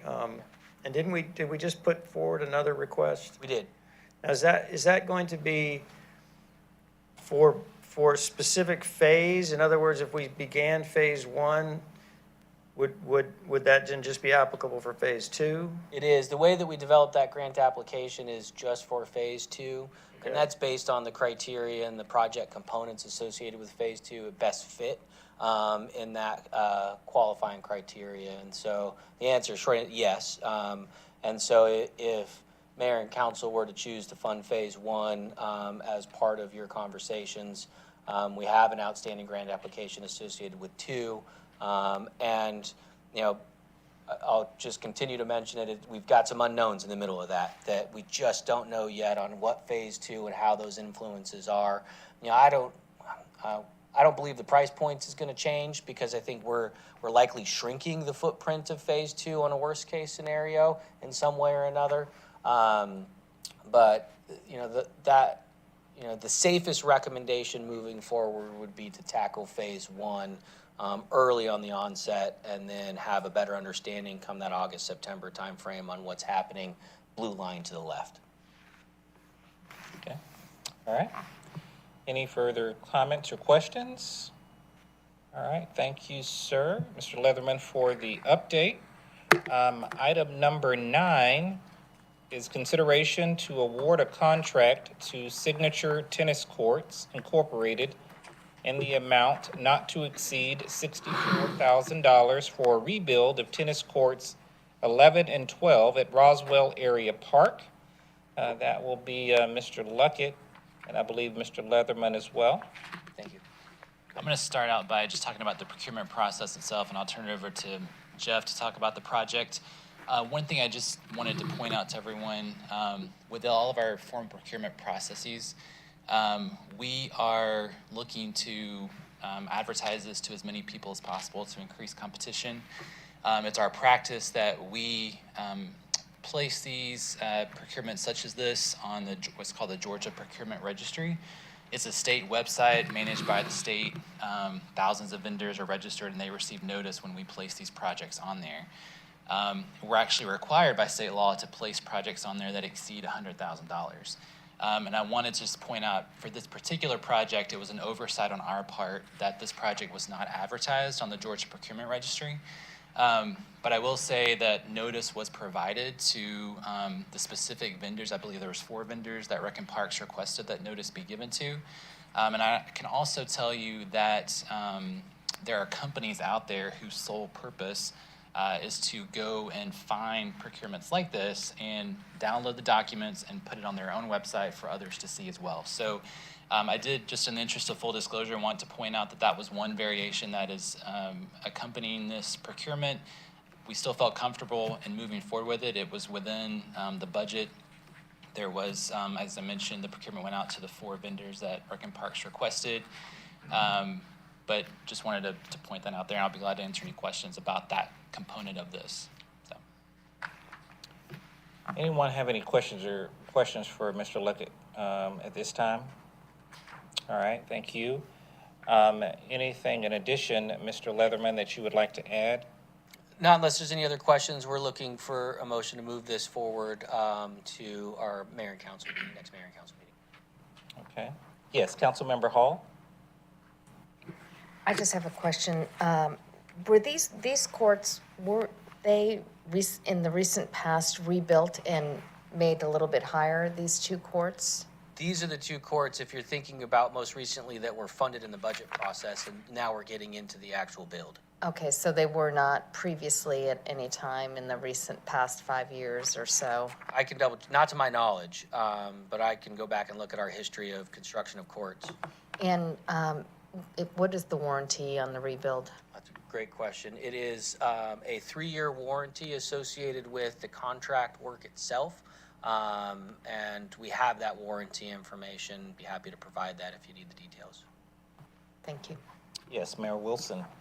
Jeff, I apologize. I've got a friend of mine who actually is in this business, and I still don't know enough about it to make any reasonable questions. I noticed courts 11 and 12. I can see the pictures on them. Right. Looks like significant cracking. Are these, and I know where these 2 courts are, they're in a little bit different position in relation to the other courts. Are these 2 courts, do they suffer more, they suffer more damage than the other courts, or just normal wear and tear? Well, I think in the location, because they're a little bit lower in that park space, and you've got the creek and other kind of water impacts associated with those courts, there probably is some issue associated with that water impact. We'll do some court rebuilds every couple of years as you can continue to resurface courts for some time, and then what you'll start to experience, as you see in these photos, either some large cracking or sloughing, Yes. Or you'll get some dead spots in the courts as well, where you get settling underneath the substrate of the court, and then the ball essentially will hit those individual spots and literally just kind of dies. And so in those cases, we try to continue to resurface into a point where we have to go in and do a rebuild. And in this case, we're at that rebuild process. Generally, mayor and council has funded on an ongoing basis resurfacing of various courts in our annual budget, and we'll go about doing that really on an annual basis. Exactly, it makes perfect sense. Just knowing where these 2 are and looking at the significant amount of cracks, Right. This is pretty significant. It is. And how long have these cracks been this significant? Been ongoing for a year or two? Yeah, I mean, this is part of our budget process, going back to the beginning of the fiscal year, then was funded at mid-year. So it's been at least a year in this condition right now. Yeah, that's pretty bad. Right. Is there any, since these two are isolated, is there any, what kind of surface are you resurfacing these with? How are you redoing these courts? So there's a standard essentially that we use associated with the tennis rebuild. I can pull those standards up. It's back here, but I don't want to misstate the term.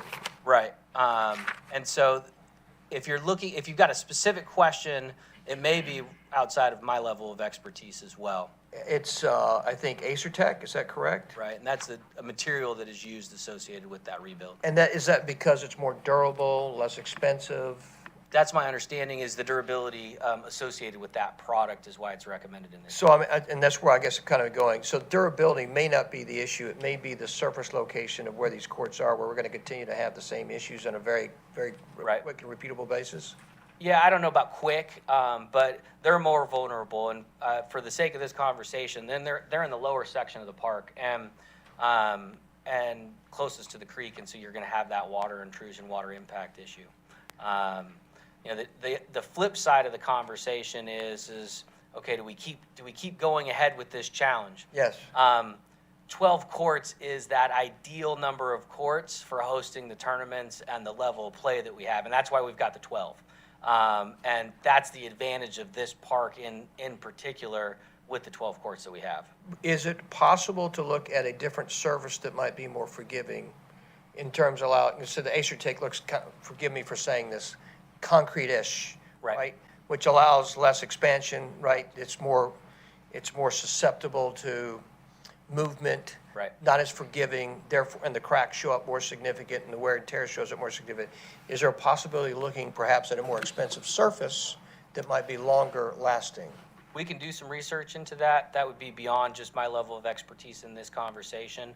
I think the piece that we'll want to be careful about is do we create a distinct advantage by people playing on those courts that's problematic in a tournament level play or some other level of play where you have all 12 courts being used. On a one-off basis in a general recreation environment where you're out playing on a court, left court, right court, wouldn't necessarily make a difference. The question I would just want to make sure we answer is, do we create any problems in that USTA, Alta environment by creating a different type of court service in this case? Probably do.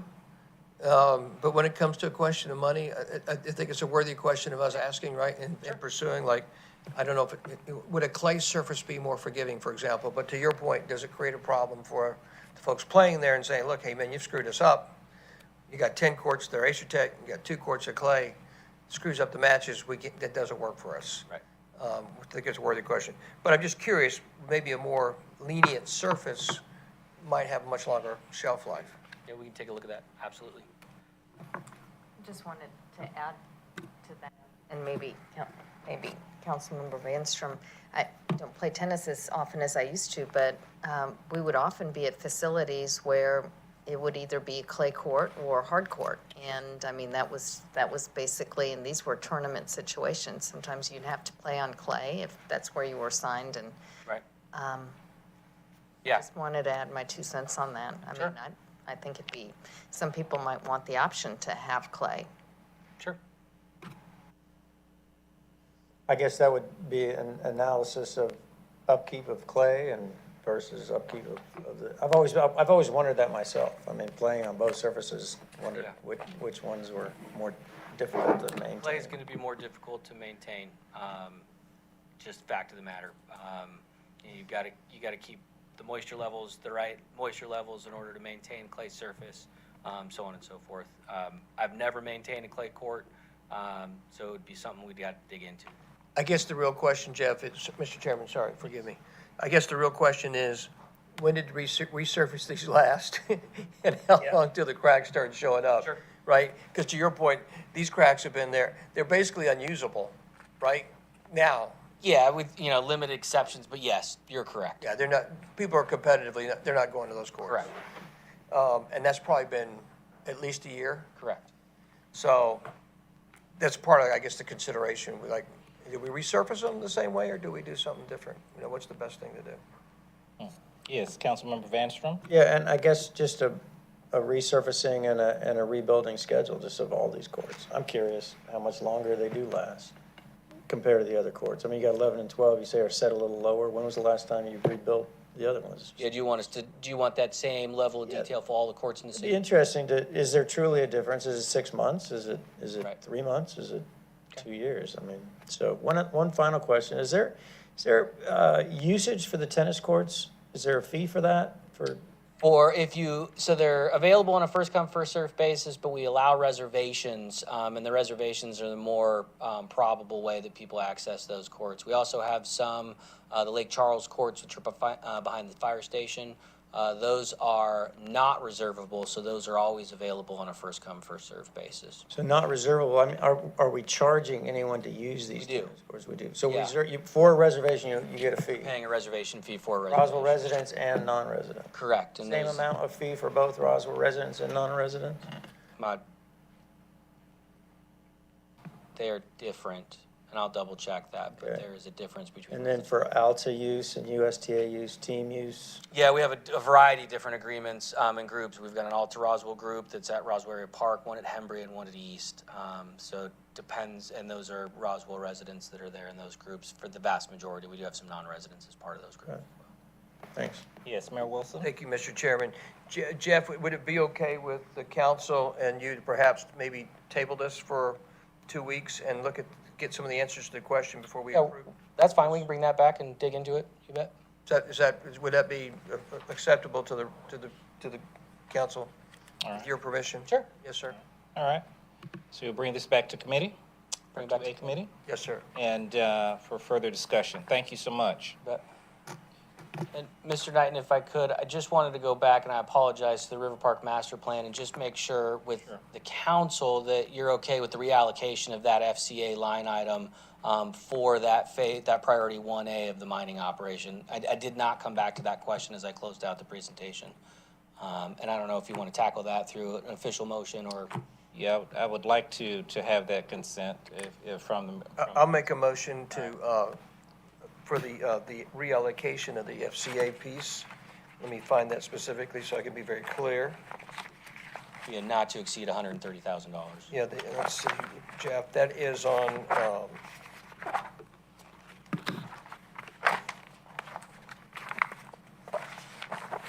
there we go. Yeah, motion, Mr. Chairman, that the funding for the ASAN mining operation feasibility design priority 1A, that the funded be reallocated from the FCA project. I make a motion that be approved by the committee. Thank you, Mayor Wilson, for that motion, and second by Councilmember Vanstrom. Any further discussion regarding that item? Seeing none, all those in favor? All right, that is approved. Thank you very much. And thank you for the clarification, Mr. Leatherman.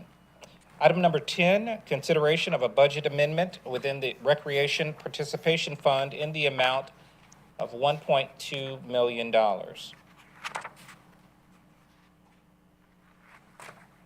And for the community and mayor and council's clarification, this has been an updated graph as well from your packet. I added our projected expenses because I thought that was also important to this conversation.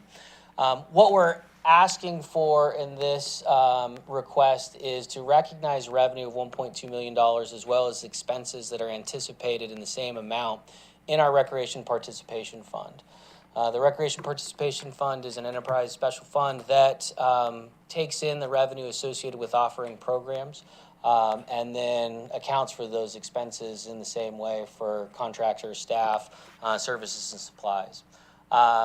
Really, the good news story in all of this, and I want to just take a moment and thank the community and their confidence in our programs. And that's really what this demonstrates is we've got a significant amount of community members that are accessing our programs well above our projections that we had coming out of the impacts associated with COVID.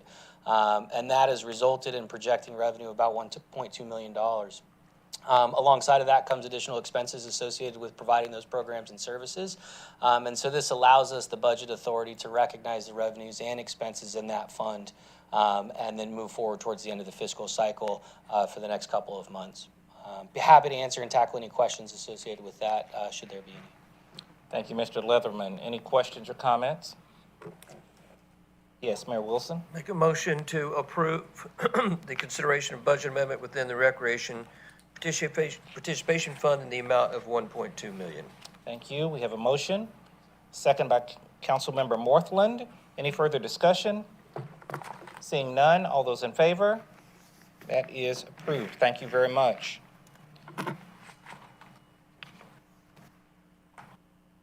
Now, under Community Development,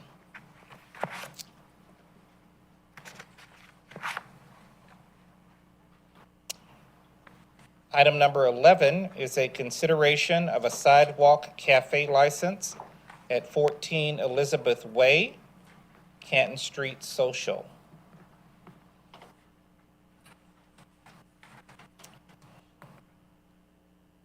All right, Ms. Bromberg. All right, okay, Ms. Martin, thank you. Good evening. The property at 14 Elizabeth Way has had 2 Sidewalk Cafe licenses for several years. Sidewalk Cafe license is permission from the mayor and council to use the public right-of-way for outdoor dining. The Sidewalk Cafe licenses date back to 2017 for the rear and 2014 for the front, originally approved for Fixed Pizzeria, most recently for Canton Street Social. They were approved on November 9th, 2020 with 5 conditions for Canton Street Social. It's important to note that Sidewalk Cafe licenses are renewed annually, and the license is assigned to the business, not the property. So when the business sells, it doesn't automatically transfer to the new owner. They have to come back to council and ask for permission to use it, and that's what these folks are doing now. This new owner has an active business license. They want to transfer both the front and the back as they are, no changes, to their business, which is, my apologies. Apparently I wasn't recording well enough. So they want the same exact thing that the previous business owners had, and no changes. This is the front. There are 4 tables and 8 seats. I believe the previous business owner didn't use it, but they had the license. This is the rear. There's a long story to EPW, myself, transportation, a whole bunch of people working together to coordinate this plan to ensure that ADA standards were maintained and allow the business owner to use part of the alley. Councilmember Palermo had some concerns with the sidewalk that leads to the new State Route 9 pedestrian beacon and asked for this particular slide to show how it impacts it. One of the previous owners did have some issues with spilling out into the sidewalk. The new business owner has been advised that that is not permissible, and she is aware of that situation. As a quick point of clarification, this is the space that we are referring to, and so on the plan, there is a requirement that they maintain a 5-foot ADA access clearance here along this pedestrian way, and then this is the pedestrian way that goes over to that crossing, and then of course it goes along, ignore the construction equipment that's happening in the middle of the photo, but this is that 3-way there, and that's the reason why we wanted to show that photo for you. Thank you for that. So staff is recommending approval that they be developed in accordance with the site plans marked Exhibit A and Exhibit B, which again are identical, that the required double chains are added to the rear sidewalk cafe, and 3, that the 5-foot clearance required for ADA is maintained, and 4, there shall be no live amplified music on the front or rear sidewalk cafes. These 4 conditions are from that November of 2020 approval. There was a 5th condition, removal of awning poles, but that has been satisfied, so we did not carry that forward. The previous owners did not permanently install the chains as required, and that is why that condition is carried forward. All right, thank you. Questions, Councilmember Hall? Thank you. Thank you for the presentation. The 4th condition, the amplified music, Has there been conversation about removing that condition, or can you comment on that? That was specifically, Sure, I'll be happy to do that. That was a condition that was put specifically on this property, and so just to make sure whether or not council wanted to continue or not, staff kept all of the previous conditions that had been provided by council on the Sidewalk Cafe license. That is up to your discretion. We have had some conversations during some other meetings with various council members about whether or not it needed to be there. One of the things that I pointed out in conversations about that is that the city's current nuisance ordinance does cover outdoor music. Specifically, it states if they were in a public space or public right-of-way and broadcasting it, for example, on a speaker, there are requirements for during certain periods of time how far away from that speaker the music can be heard. For example, from 8 o'clock to 10 o'clock p.m., it can't be heard more than 50 feet away from the actual speaker. And then when it goes to a later night, that distance shortens. In addition, if there is any amplified sound or outdoor performances, whether they amplify them or not, there are time restrictions on that as well. And that also includes if they are actually doing it indoors or under a roof and the doors are open, that sort of thing. So the code already covers that if there is a complaint about music or noise. And so staff doesn't believe that the condition is necessary because of that code being in place. But of course, that would be council's discretion. If you would like for us to remove it, we certainly can, and just bring forward the 3 conditions that would be remaining after that. sure, I'd like to hear from my colleagues, but I'd be interested in removing that 4th condition and just moving it forward with the 3. Yes, Councilmember Hills? Thank you for bringing that up, Councilmember Hall. I agree with you. I think that the live music under control, it adds to the atmosphere of Canton Street and the vitality of that whole area. So I would recommend removing number 4. I'd be in support of that. Okay, any further comments or questions? Seeing, yes, Councilmember Morthland. The double chains, is that a permanent? That is Yes. permanent. So that is not, based off of these pictures I'm seeing, movable. You know, you can push them out of your way, you can move them around. This is a permanent chain, so we all know where 5-foot clearance is. Exactly, that is the purpose of it, to keep the Sidewalk Cafe from kind of morphing or spilling out into that 5-foot sidewalk area. Who is responsible for putting those in, or are they there now? The business owner. They are not yet installed. They were required in the last approval, but we had some difficulties with getting that business owner to comply. So So when you talk about drilling into this brickwork for a permanent placement, are we going to be overseeing that? we can oversee that. That is something we can work with either building department or EPW and ensure that nothing underneath is damaged in that East Alley project. Okay. Yeah, the reason I say is because if you have somebody go in with a drill bit that does not understand what they're doing, you're going to create a jigsaw puzzle that falls apart. Sure. And then the other piece of this is, are we expecting all of these businesses to clean the sidewalks? That I don't know the answer to. My observation has been that regular maintenance of the area within the Sidewalk Cafe license has been handled by the individual businesses just to keep up their own spaces because they clean up around their own tables and so forth. I do not believe there is any current program that the city does to go in on a regular basis and clean those. I could certainly find out that information, but so far from what I have seen, each of the businesses have kind of kept up the sidewalk in their own space as a part of their Sidewalk Cafe license. We can certainly pull the language. I don't recall there being what the level of maintenance that they have. For example, I know that we've had conversations in the past. 1920 has a Sidewalk Cafe license in the area where they are. Had some drainage issues, but they were unrelated, and they thought that the cafe license, you know, who maintains that sort of thing. And so I know that there are some responsibilities. I think just the general upkeep is theirs, and then if there's a sidewalk issue that's something we built, then it would be the city's to look at. But we could certainly look at that and see where those various things fall to. The reason the question is coming to mind is because this is a food business, and not necessarily because of a dropped French fry or a napkin, but a spilled drink that's sticky with sugar, creating roaches, creating ants, those type things. It'd be nice if we could have some kind of understanding that they're gonna, you know, use water on the sidewalks once a week, twice a month, something along those lines. Sure, absolutely. Yeah, yeah.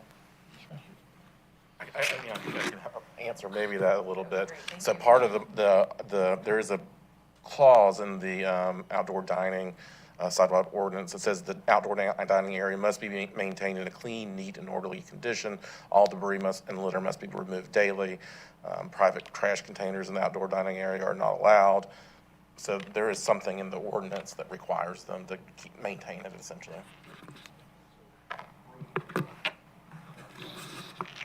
Right. I think if there is an issue ultimately of cleanliness to the point of being unsightly or noxious odors or anything of that nature, I think that does give the city some ability to go in and regulate.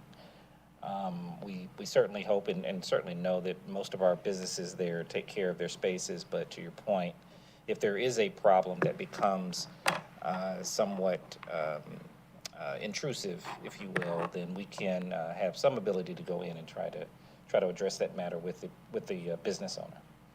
Yes, Mayor Wilson, please. Thank you, Mr. Chairman.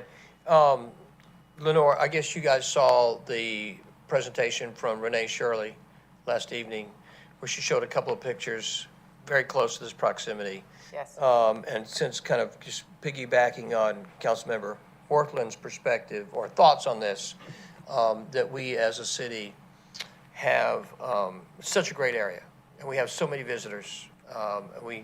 Basically 85% of that business is coming outside of the area codes 30075 and 30076. So it's an amazing area of bringing in outside revenue to the city, and I think it's really important, kind of to Will's comments, and so excited that somebody's going to take this, now filling in the space. It's a great space. Let's hope they're an incredibly successful business, and that we as a city can support them in being a successful business. And not to pick on this business, but I think to Will's point is that we just need to make sure, I think, Randy, to the point that you just brought up, that we as a city are the stewards of how that downtown Canton Street area looks at all times. And that we are there to obviously fulfill the mission of, like Renee brought up last night, of beginning the process of cleaning the street lamps. But she showed also some pictures of that same area, where I think any of us would say, man, it needs to look better than that. And I think we've all got to get on that page where we're all of us, particularly those of us as the electeds and those of us on staff, that it's all our responsibility to help have the highest measures of that this place has got to look great, and that we're responsible for that, and to help that our businesses know we're in support to help you to do this, but we got to do it. It's got to get done. And to Will's point is, shouldn't have to worry about whether or not we're going to clean up a spill, that's automatic as part of the conditions of being in this fantastic area. Thank you, Mayor Wilson. Any further comments or questions regarding this item? All right, seeing none, I'll entertain a motion to move this item forward. Motion to move it forward with the first three conditions. All right, thank you for the motion, Councilmember Hall. We have a second? Second, Councilmember Morthland. Any further discussion? Seeing none, all in favor? All right, thank you so much. Item number 12? Mr. Chairman? Yes. On item number 12. Yes. I guess this is one of those mistakes that sorry. Item number 12 on community development, consideration of final plat 202-15334. That is a mistake on my part of bringing it to committee. It should have gone straight to council last evening. So, in saving everybody's time. Well, this one is a little bit different. Oh, it is? If you would indulge me for a moment. Absolutely. I wanted to provide explanation. I actually planned on presenting this one even if it was council. So you actually, haven't necessarily caused too much of a faux pas. So I appreciate it. If you don't mind, I will give a brief explanation, and I think it will be helpful even for future ones if we do that. Final plats do normally go, as you mentioned, straight to council. The staff has actually discovered recently that there's a number of these very minor plats that have actually been processed incorrectly. The council as a body are the only ones who can accept the dedication of public right-of-way. So we've had very minor plats in the past, and in this particular case, this is a situation where there's two parcels that exist today. This parcel that is at the corner of Coleman and Woodstock actually comes across the back of here, and so it's a little bit of an L, and then this is the second piece. All that they are proposing to do is straighten this line so that you have two parcels that go straight front to back. So normally, that's not something that would be coming to this council. However, in this particular case, the owner of the property intends to demolish this house, notes it on the plat. The demolition of that house will trigger site improvements which require the frontage along Woodstock to be improved in order to comply with the current code. So that dedication of public right-of-way is a two-step process where they would need to go through Planning Commission for a preliminary plat and then ultimately come to council with a final plat in order to dedicate the right-of-way to build that sidewalk, for example, across the frontage. And so in this particular case, when we realized that was happening, instead of doing it as a minor plat, we converted it very quickly to a major plat in order to bring it forward. But this is not something that you guys have necessarily seen in the past. Your final plats normally are going to be much larger. It's going to involve new roadways, a lot of utilities. The one you saw last night, again, was just a minor frontage, but it was creating multiple parcels. This isn't creating new parcels. So it's not something you necessarily would have seen in the past. We will be bringing them forward to you. I have one at 111 Prospect that's going to come very similar to you, but it's just to be able to build a sidewalk. They have to dedicate a foot of right-of-way to the city, but you're the only body who can accept that. And so in the past, they were just recorded and we moved on our merry way, and we realized recently, if we read very deep into the code, that that's not the way we should have been doing them. And so you'll see a few more of these than you maybe have in the past that are smaller. So I wanted an opportunity to explain that to you, that it is not something you necessarily would have seen very commonly in the past, but you'll see more of in the future. So in this particular case, there's some dedication of right-of-way along the frontage in order to be able to accommodate the 10-foot sidewalk that would be required when they come in to build new houses at these two addresses in the future. All right. Thank you. Any questions, comments here?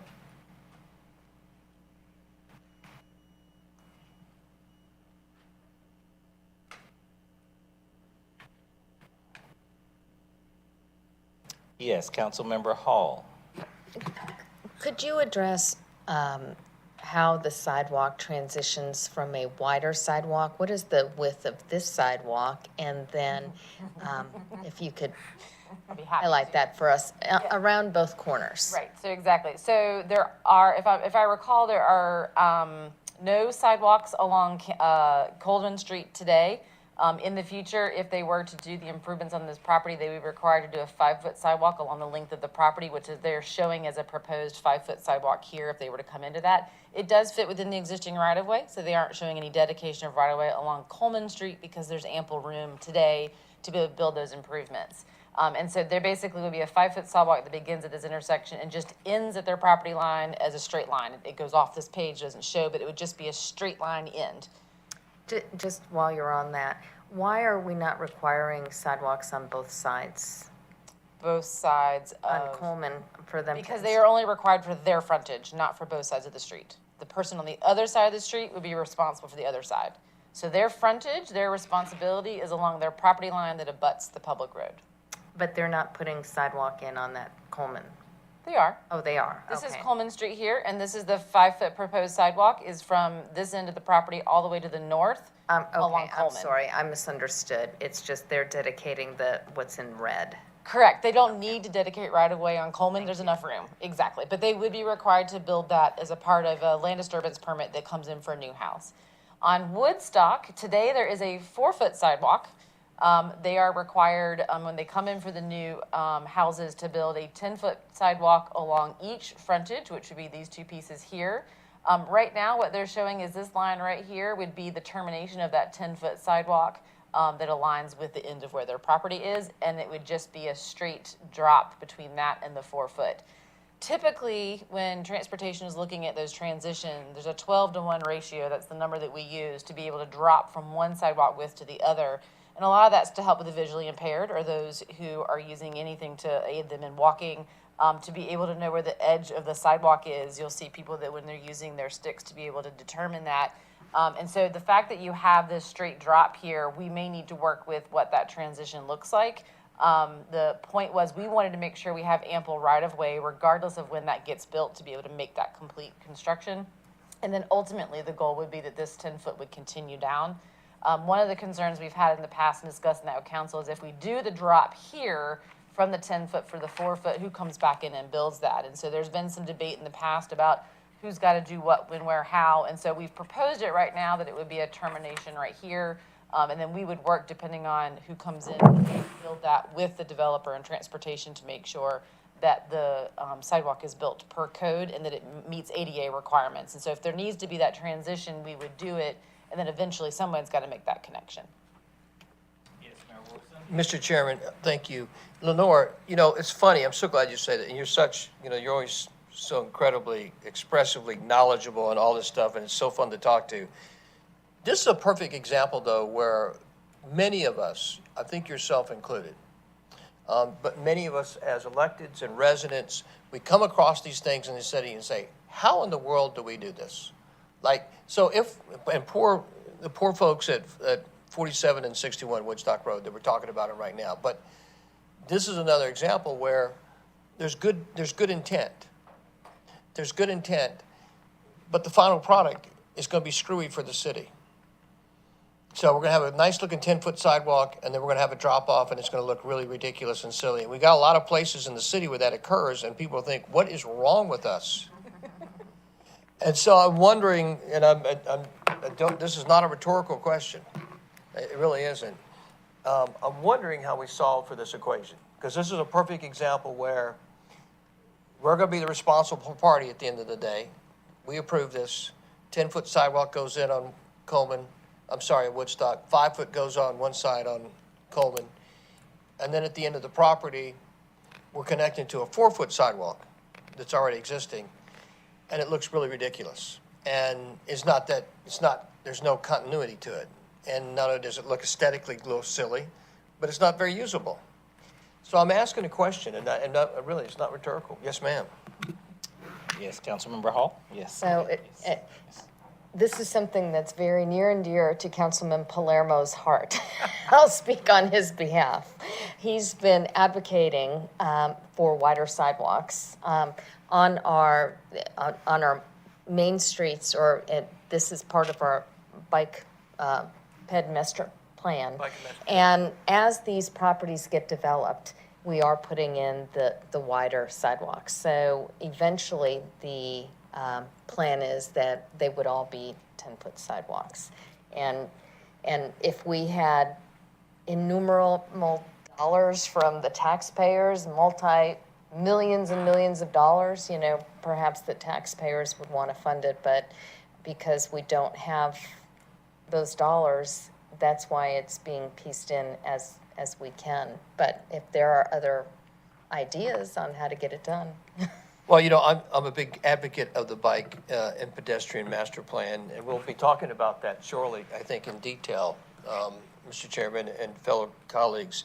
We will be getting some breadth and detail on the bike and pedestrian master plan, and I think we are all not only advocates of it, but strong proponents of it. But I'm just wondering if this is the best solution. I really am. I'm wondering that although I can see the understanding of putting in and obviously getting the developer, if you will, the person that has developing these two lots to put in the 10-foot sidewalks, which is ideal, but if there's not connectivity to it, is it really achieving your long-term objectives? And I don't know, I'm just raising the question to my colleagues as something to consider. Is this a logical? Yes, ma'am. So we actually have some alternatives in the code today when there's an existing street, and in certain circumstances, there is an opportunity that the property owner would pay a fee into the sidewalk fund in lieu of building the sidewalk at this time. There is a very series of flow chart criteria that we worked long and hard with council to get in place. I don't know whether this one applies in this particular location. I'd have to go back and look through the criteria, but we do actually have circumstances where it makes 0 sense to build a sidewalk right now, or maybe even ever. For example, on the river corridor, if we've got something on Azalea, we've got some locations along there. We know part of our master plan is never to have sidewalks on the opposite side of the road from the river, between the river corridor, floodplains, and a bunch of other reasons.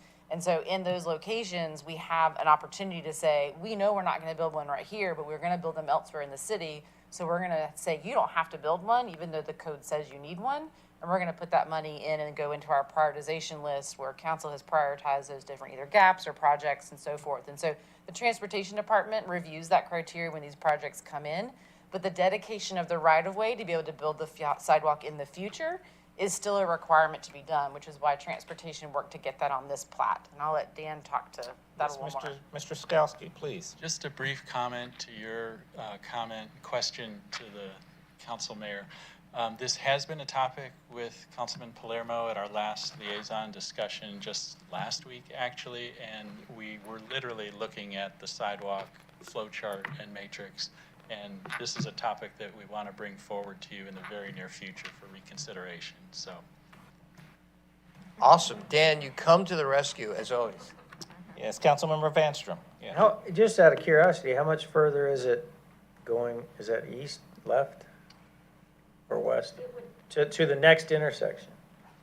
I don't know the number of feet, but there's 4 or 5 parcels before you get to the intersection where the new signal is, where North Coleman hits Woodstock. It's a good ways. But I believe there's a project that transportation has been looking at along that corridor to do those improvements. I don't know where it falls in the priority, but I know we've had lots of conversations about the projects along there. But it's a ways.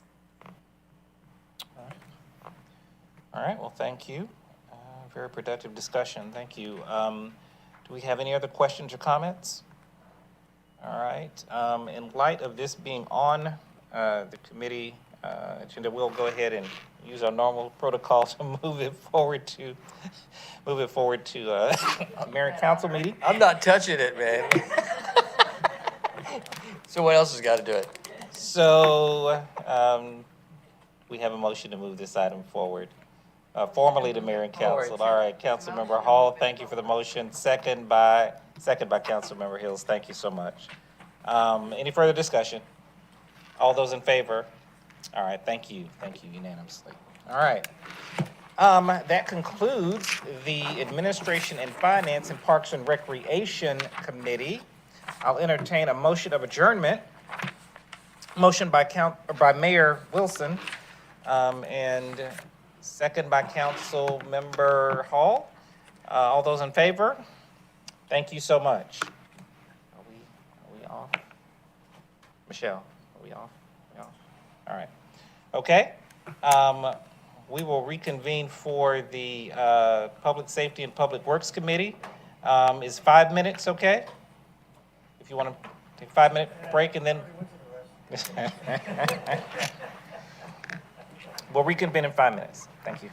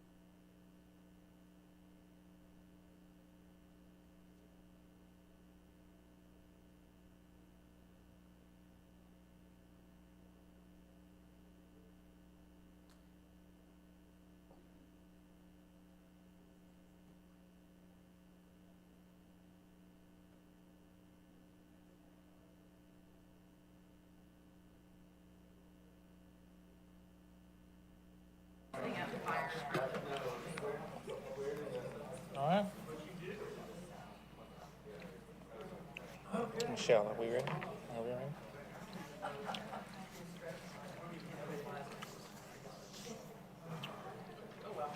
All right, good evening, everyone.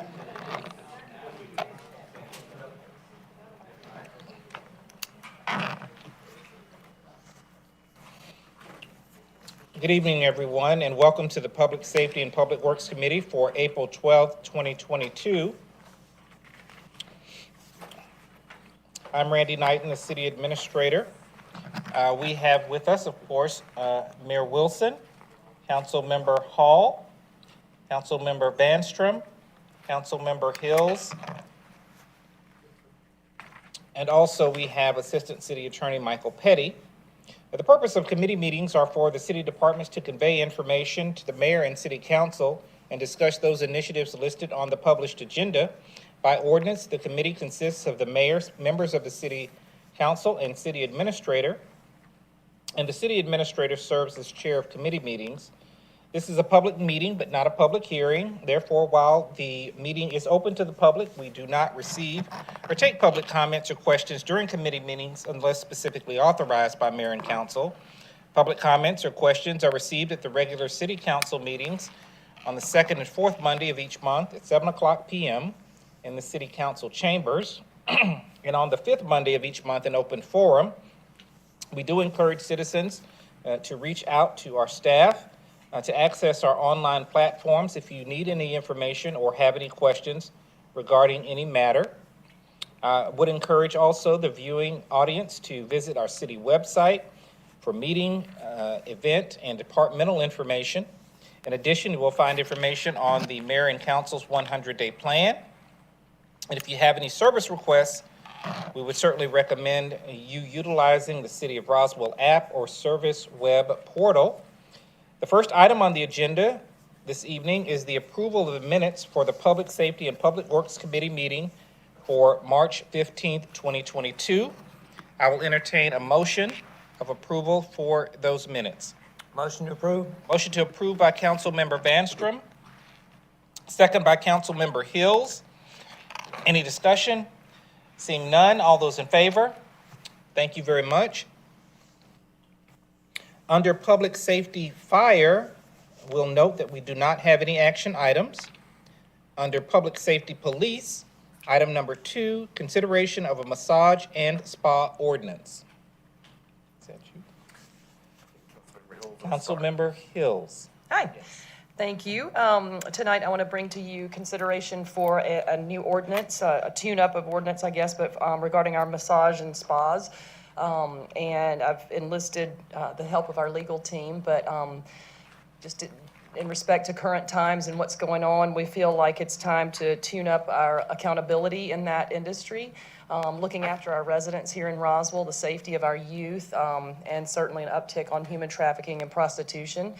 So we'd like to run through this with you and implore your support for this, council members. And Mr. Petty, if you wouldn't mind taking the lead. Sure. Thank you.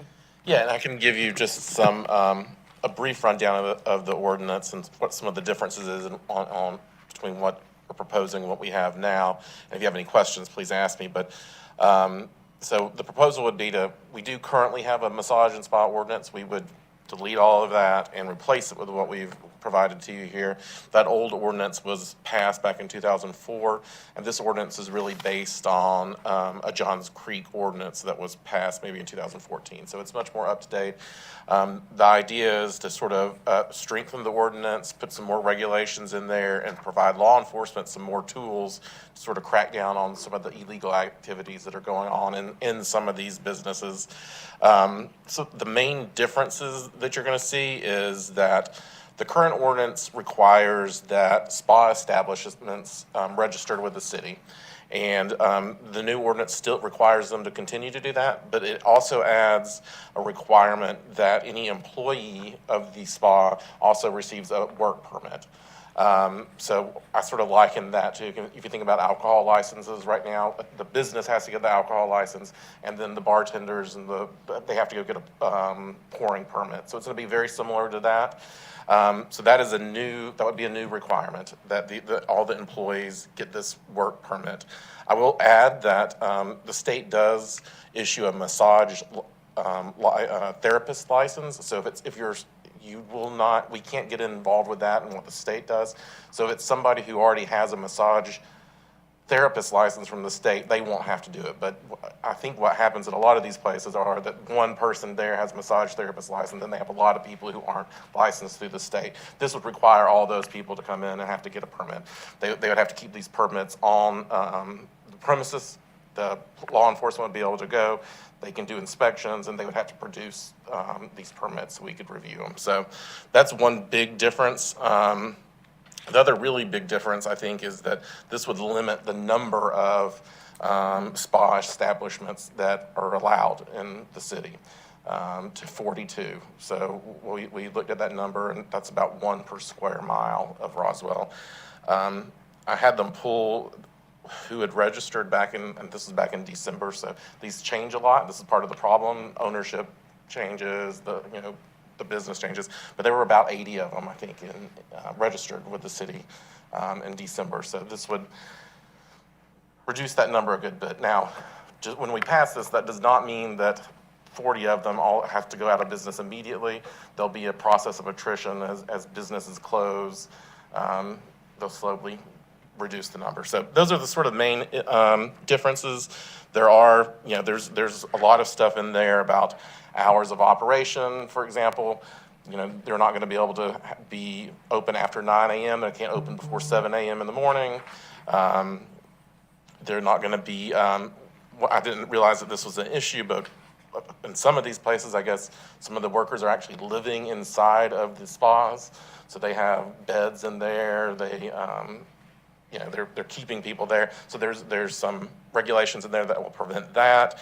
There's sort of minor things that, like, for example, storefront windows cannot be blocked while they're open with curtains. There's a whole lot more of things like that I think will help law enforcement that are not in our current ordinance.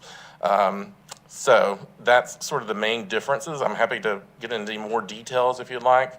I do want to note that there was an error, I called on it, and so if you'll just look at packet page 19, one of the ideas in this too is, on page 19, one of the ideas in this is that you can't have one of these spa establishments within 300 feet of a school or a church, but we also want to keep them close to the state routes. So you'll see there under 9, it says that you can't establish a massage establishment. It is at least 300 feet from any state route and at least 300 feet from any parcel. That should actually say no more than 300 feet from any state route, so that that tends to be where they are right now on the state routes. That way they're not dispersing out again into other areas. So I think that's basically it, but I'm happy to answer any questions. All right, yes, Mayor Wilson? Peter, I don't want to cut you off if you want to go first. Mine's just real quick. Do these include the wellness programs, wellness centers? It has a definition. Let's look. At the very beginning, there's going to be a definition of what it means.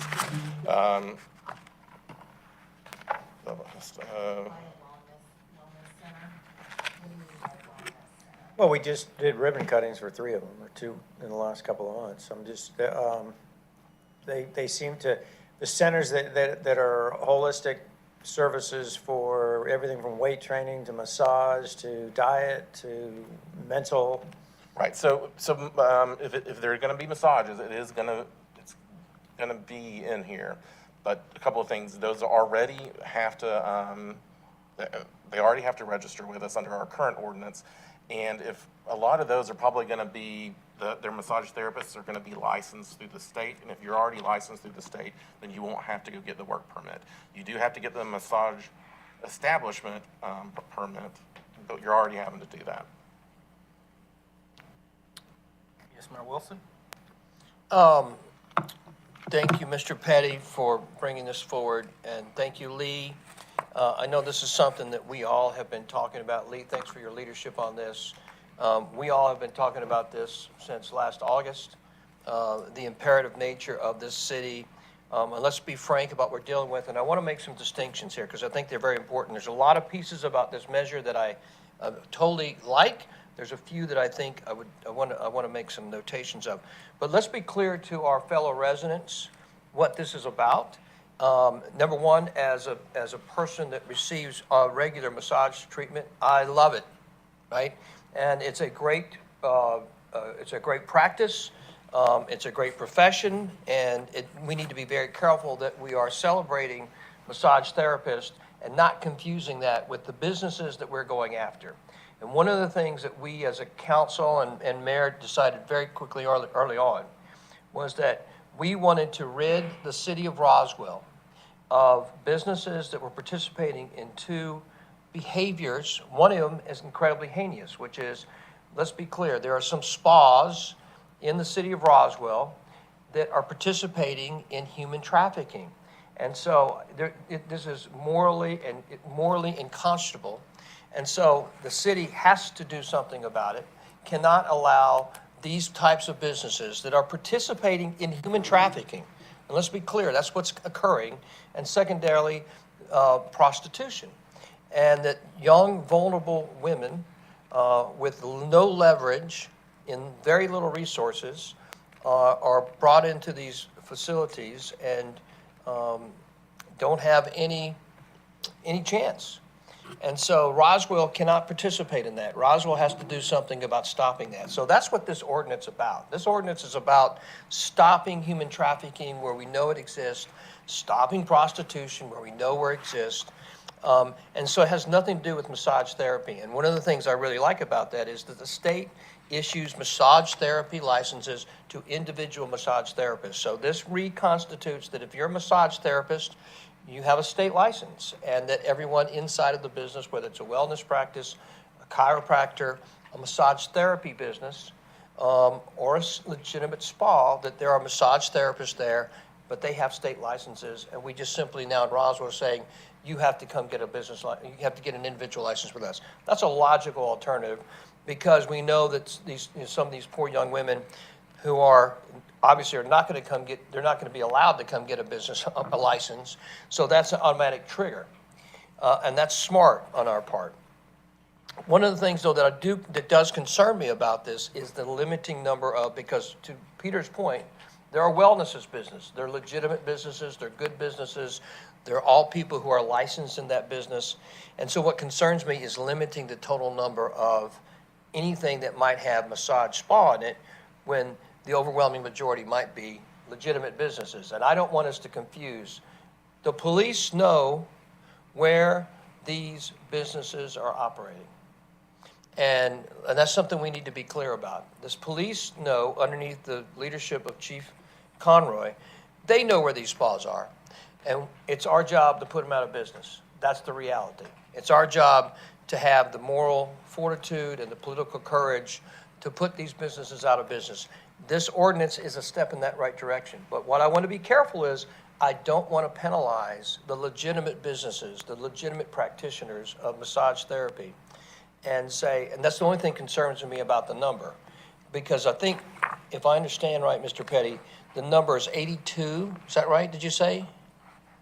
Back in December, currently we had about 80, I think. 80. Now that's all businesses in the city of Roswell that are offering massage therapy, or is that? That have registered under the old ordinance as a massage or spa. Massage or spa. And they may not all be open now. That was just back in December, but there's that number's something around there. Is there a way that we can bring a clearer distinction on this, that if it's a wellness business, if it's a chiropractor, if it's a massage therapy business, and there's a lot of legitimate massage therapists, that I just don't want to see them get penalized and brought underneath this umbrella of what our very specific intent is, which is to put the businesses that are engaged in illicit and illegal behavior, to put them out of business with clarity. I just want to make sure that we don't harm somebody unintentionally. Yes, Councilmember Hall? I just have a question. So with liquor stores, do we have a limit as to how many liquor stores we can have and distances from each other? We do have, so we don't have the number, we don't have a number limitation, but we do have limitations on distance from each other, distance from churches and schools. Okay. Thank you.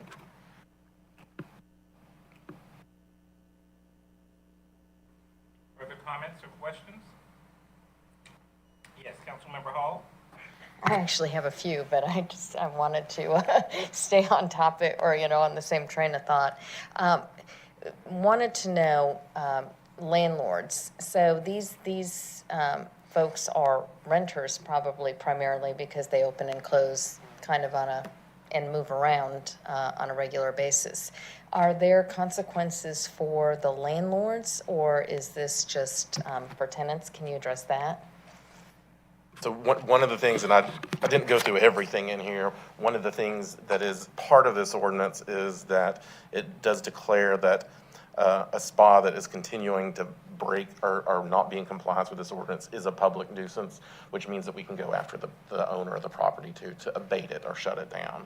So there are we can go against some of the individuals, but there's an option for us to go against the businesses and property owners too. And our sister cities, so I know Johns Creek is very actively going after this. What about the rest of the North Fulton sister cities? I'm not familiar with what they have. We certainly can look into it.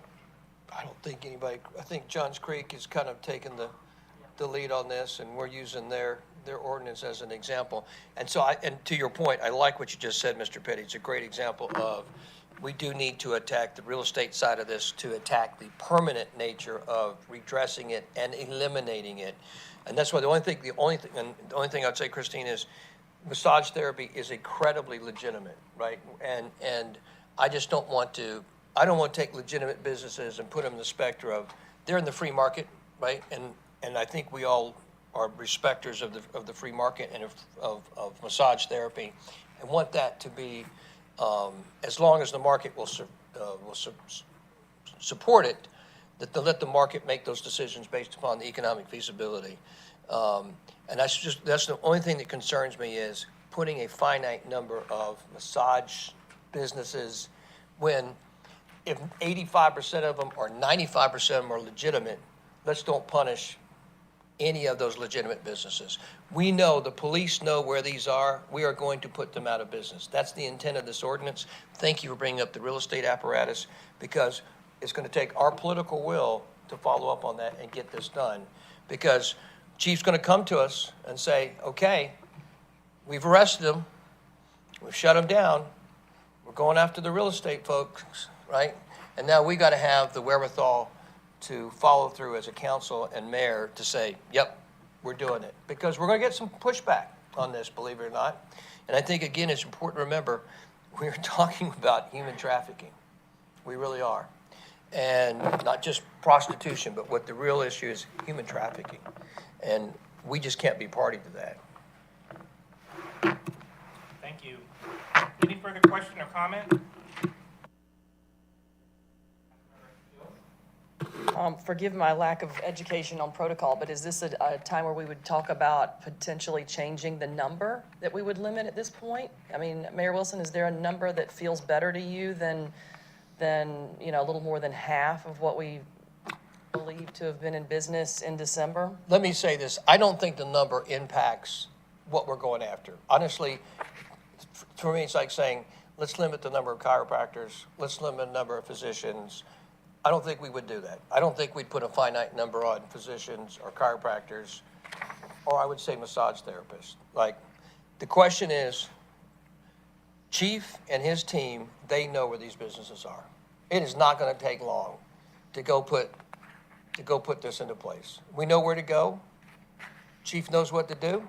Chief, you disagree with this, sir?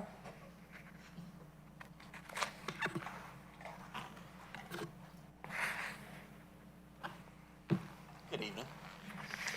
Hello. So I'll chime in a little bit on that, and we've all had discussions about the numbers.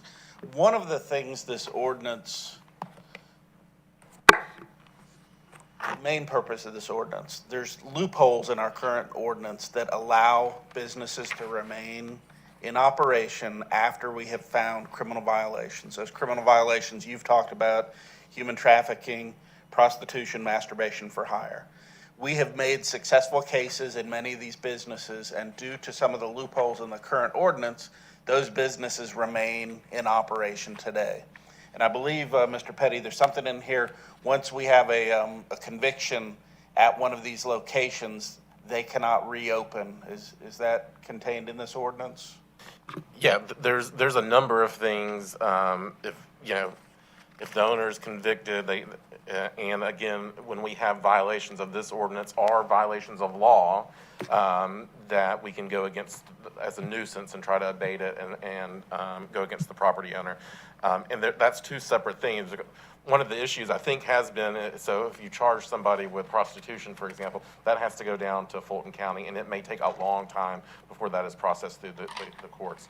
One of the nice things about this is the other option, if it's just a violation of the ordinance here, that's going to go through our municipal court. It'll be much quicker, and we can use those violations to also try to go against the property.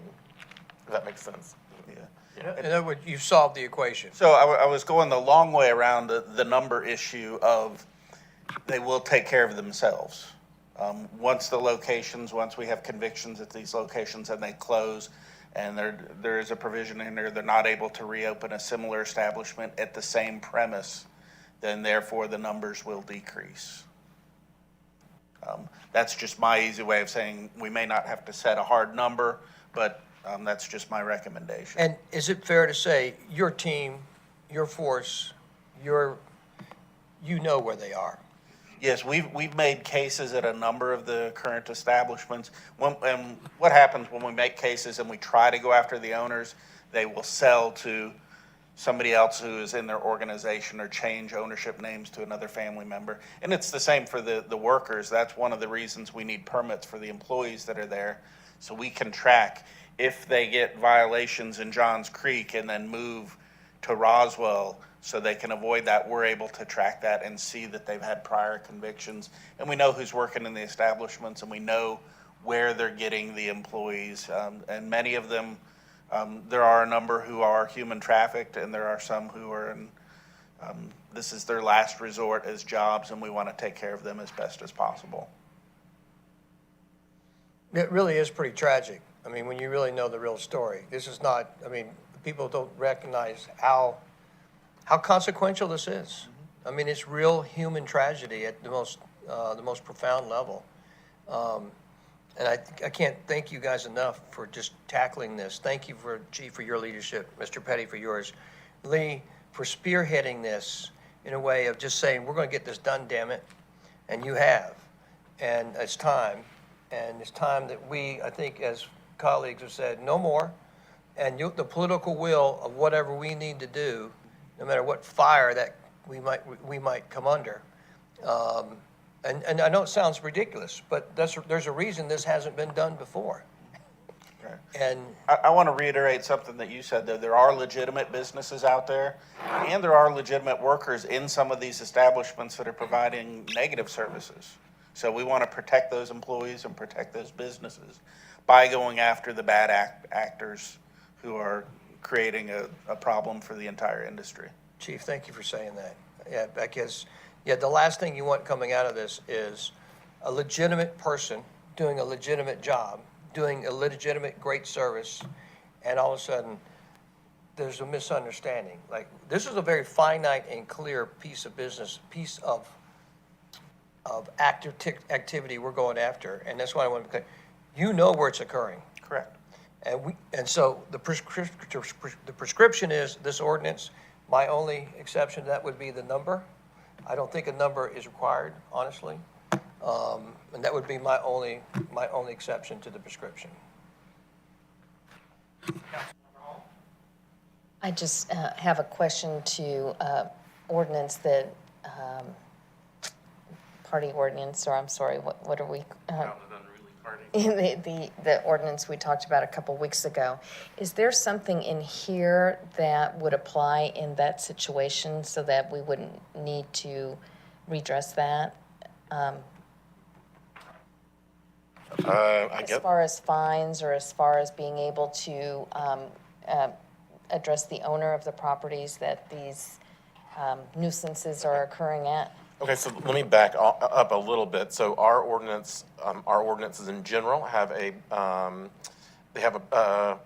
punishment, a sentencing clause in there. That any violation of our ordinances, whether it be, anything that you let your grass get too high or anything like that. There's a general sentencing there that is a 6-month confinement or probation or up to $1,000 fines. And so any violation of this individual who violates this, that's the sentence. Or the same thing for the loud and unruly ordinance. That's all that's across the board in the ordinance. Okay. And this particular one also allows you to go after the property owner. Right, and so generally speaking, you want to go after, you want to charge the person who's doing the behavior, charge them with the ordinance violation, right? So this would be, as the chief was saying, you're charging the person, but then it just keeps on happening. The owner changes. And so this is when you have like a pattern like that and people are changing, you're going to be able to do a nuisance, what's called a nuisance abatement, and go after the property owner. That is sort of similar to the loud and unruly. So the loud and unruly ordinance has you can go against the individual, but you also can use those violations to go against the property owner. Okay, thank you. In addition to the nuisance abatement, if we can draw a direct correlation between the owner of the property and prove beyond a reasonable doubt that they knew this was going on and they were a participant and they're receiving a portion of the proceeds, then they would be charged with that original offense as well, whether it be prostitution or human trafficking, we would charge them as well. All right. Any further comments or questions? Yes, Councilmember Hill. One other proposal. Would this council and mayor entertain maybe no new permits for, say, a year and see what transpires and then revisit that? Or if there's some activity that we need to know about or address by way of RPD? Or are you all feeling like the number is really irrelevant? Yes.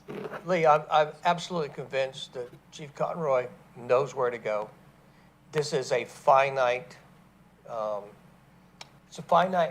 forgive me for using a poor analogy. They squish them, they move. They squish them, they move. But he knows, his team knows where this activity is occurring. There's not going to be an epiphany of a location like, oh, we didn't know. They know. They know where to go. They know what to do.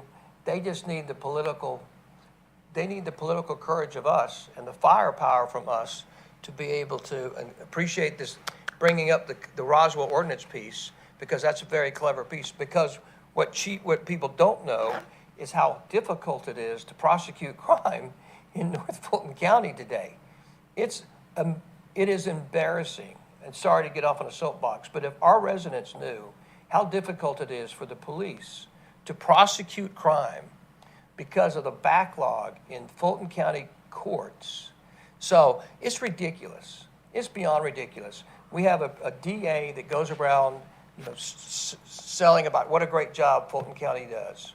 Fulton County has such a backlog that the police in our city and in our sister cities are unable to do their jobs because they can't arrest people for a lot of offenses and take them down to Fulton County and have them prosecuted in a timely basis. And a perfect example is this offense. So you guys have had to come up with a clever alternative. Thank God we have a court in Roswell, a city court where we actually can come up with a solution, because not all cities can do this.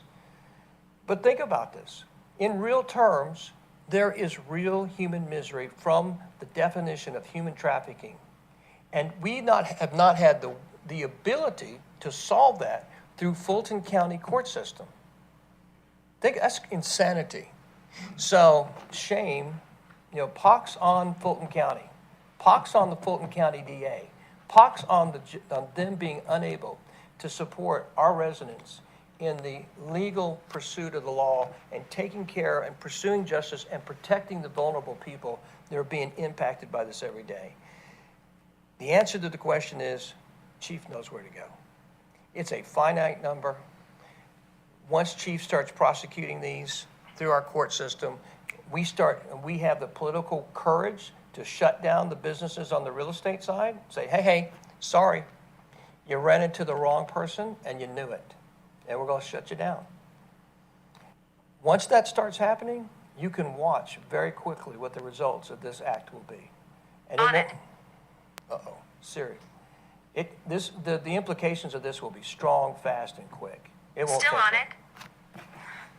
Sorry about that. Well, so, yes, I think it's finite, is the short answer to the question. Thank you, Mayor Wilson. All right. Just one last question. Under the general operating provisions, I would like to check with some of the legitimate businesses. I hate to even categorize that, just the businesses that, there are some of the centers I remember that we've already visited that have evening courses, evening classes, evening events. I just want to make sure 9 o'clock isn't, we're starting a finite time also, and I think we need to be a little cautious of that. It's a great point, Peter. I mean, the reality is that, as Chief will tell you, that the spas that we're after, right, operate. They have certain monikers, right? Windows, curtains, an open sign usually, hours open past 9. But to your point, is that a reason that some legitimate businesses may, is that really what you're after? And I think the chief knows, there are some monikers that the chief knows, and they know, and they're indicators. But to your point, you're going to require a license from every individual person to be in there. And the chief physically, and Chief, you tell me if I'm wrong, you know where to go. It's not like there's any surprises there. Yes, and the one question I don't know about the establishments you're talking about, are they licensed through the state?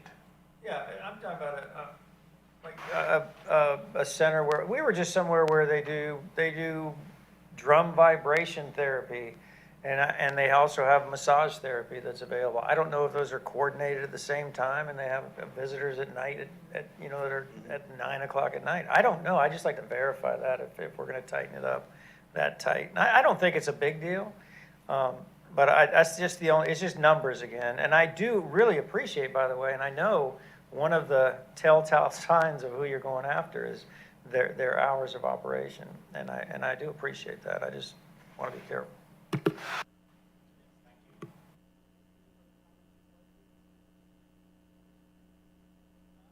Entertain a motion to move this item forward. Councilmember Hills? I make a motion to move this forward and remove the limitation on number of spas or massage therapy businesses in the city of Roswell. The closing time is 10 p.m. I don't know if Councilmember Vanstrom could live with that, or if there would be conversation on amending the timing on that. I think it's 9 p.m. right now. Oh, is it? There's a provision in there that doesn't Oh, allow yes, it is. people I'm sorry. to stay there. Thank you. People from spending the night. Right, nobody can occupy after 10 p.m., so when they complete their cleaning. So we have the motion by Councilmember Hills. I'll second Okay. Councilmember Hill's motion. Second by Mayor Wilson. Any further discussion? I have a clarifying Yes. Councilmember Hall? I'm sorry, does the motion include amending the time or your motion? Yes. I was mistaken. I thought it was 10. So at this time, I'm not amending it past 9. Okay. But I would, if someone would like to challenge that. Don't we have time with this process to explore that a little further? Can we not? Procedurally, this will come to council and we can debate it on the That's correct. dais. That's correct, yes. So we have the motion, and we do have the second. Motion by Councilmember Hill, second by Mayor Wilson. Any further discussion? Seeing none, all those in favor? All right, passes unanimously. Thank you very much. Thank you. All right, we have Public Works.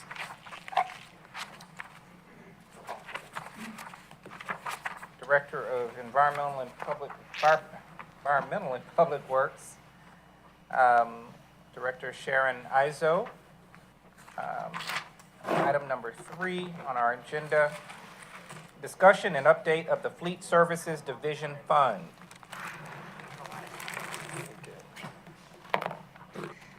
Good evening, thank you. So this is going to be an update on the Fleet Services Division. This is something we try to do, that we have 4 divisions, and we'll do this periodically throughout the year, and we're going to start with Fleet. Before I do, I'd like to introduce Brian Watson, who's in the back of the room. Many of you know him. He is the new Deputy Director of Environmental Public Works, so please join me in congratulating him. I also want to draw your attention to the lady sitting right next to him. That's Wendy Osorio. She's our fleet coordinator, and I just am so impressed that she has been here since 5 o'clock, and she has enjoyed this very, very much. So she's one of the great members of our fleet team. I'm also going to introduce Sheldon Brown. He is with Enterprise, and he is our partner on fleet leasing, and he's going to do the second half of the presentation. And then next to me is Mark Harris. Mark is our fleet division manager. He will be celebrating his 1-year anniversary in May. May Yes? the 10th. May 10th. And I just want to tell you how excited I am that Mark is here. I regularly hear from our user departments letting me know good experiences they're having in fleet. And I've been here for 6 years, and we didn't get those comments so much when I first got here. So Mark is just a great combination of a people-focused, customer-focused individual, which has really, really helped our team, and I think it helps our user departments and our customers. And he himself is a master tech. Correct. ASC certified mechanic, so there is nothing this man can't fix. And he is helping our technicians to train and grow and get their certifications, and it's just a great atmosphere up there. So if you ever want a tour, you want to get down in a pit underneath a fire truck, we have all sorts of cool stuff up there, and you are welcome to come up and for a visit. Mark was also a business owner for 14 years, and he also worked for Gwinnett County for a number of years. So he brings just a great array of experience, and so I'm really excited to introduce him. He's going to walk you through our fleet division, and then he's going to hand off to Sheldon, and he's going to talk about fleet lease. Which one is the clear? This one is right here. So that one. All right, one that has some pink horn on it. Yeah. Let's see if it works, and if not, maybe I need to power it up. There Oh, we go. you're good. Yep. All right, thank you for having me. I look forward to presenting this to you. I'll start by saying this is not my forte, but we're going to give it a whirl. This is our 2022 update for our fleet organization. We redid the mission statement for fleet. We also have our 2022 highlights and challenges in fleet, fleet projections and success measures, 2023 goals, and then I'll pass the baton off to Sheldon for our enterprise lease update. So the overview of it is that fleet is a small team. We have a total of 5 technicians. We have 2 level 1 technicians, 2 level 2 technicians, and 1 level 3, which is a master technician. Our shop supervisor, maintenance supervisor, our fleet coordinator, Wendy, that was introduced earlier, and myself, the fleet manager.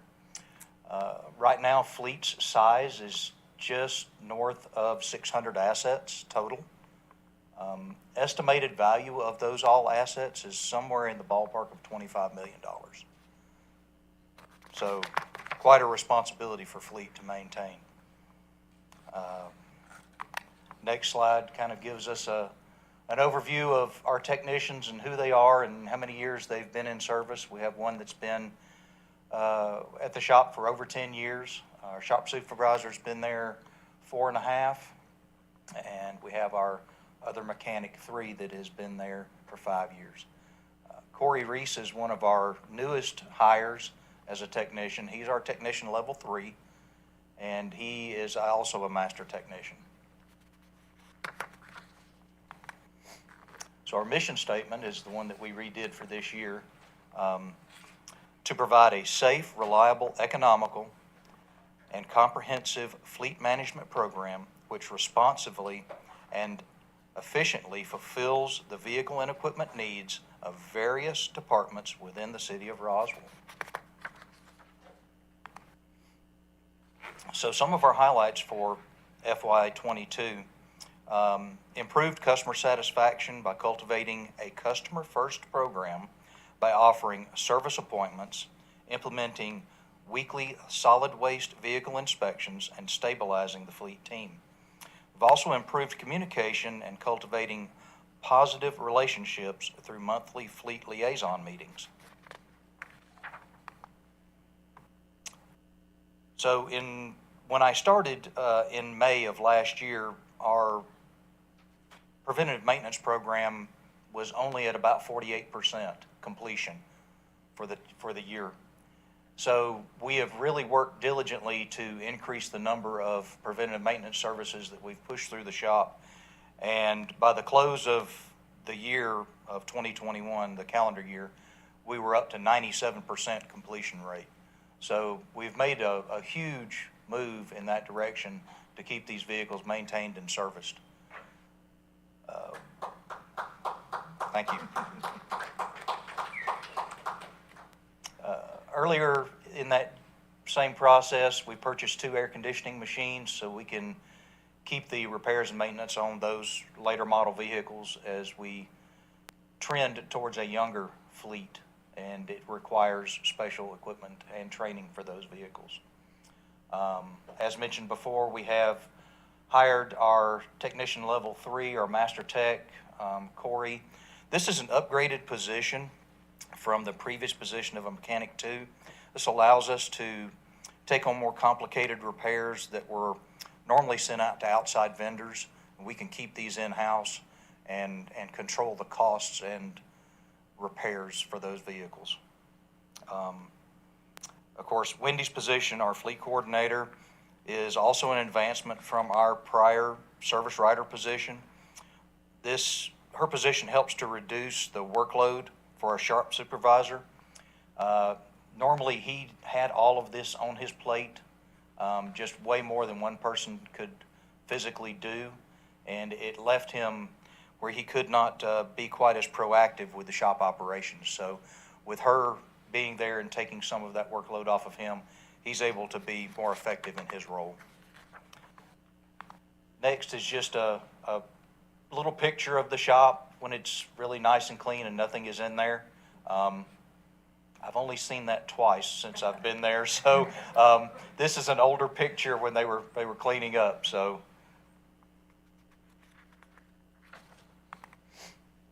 next, the center picture are the 2 AC machines that we purchased, and those are the new ones there. Bottom left is our snap-on scan tool. That gives us the ability to diagnose and monitor the happenings and goings-on with the automobiles and the light-duty vehicles.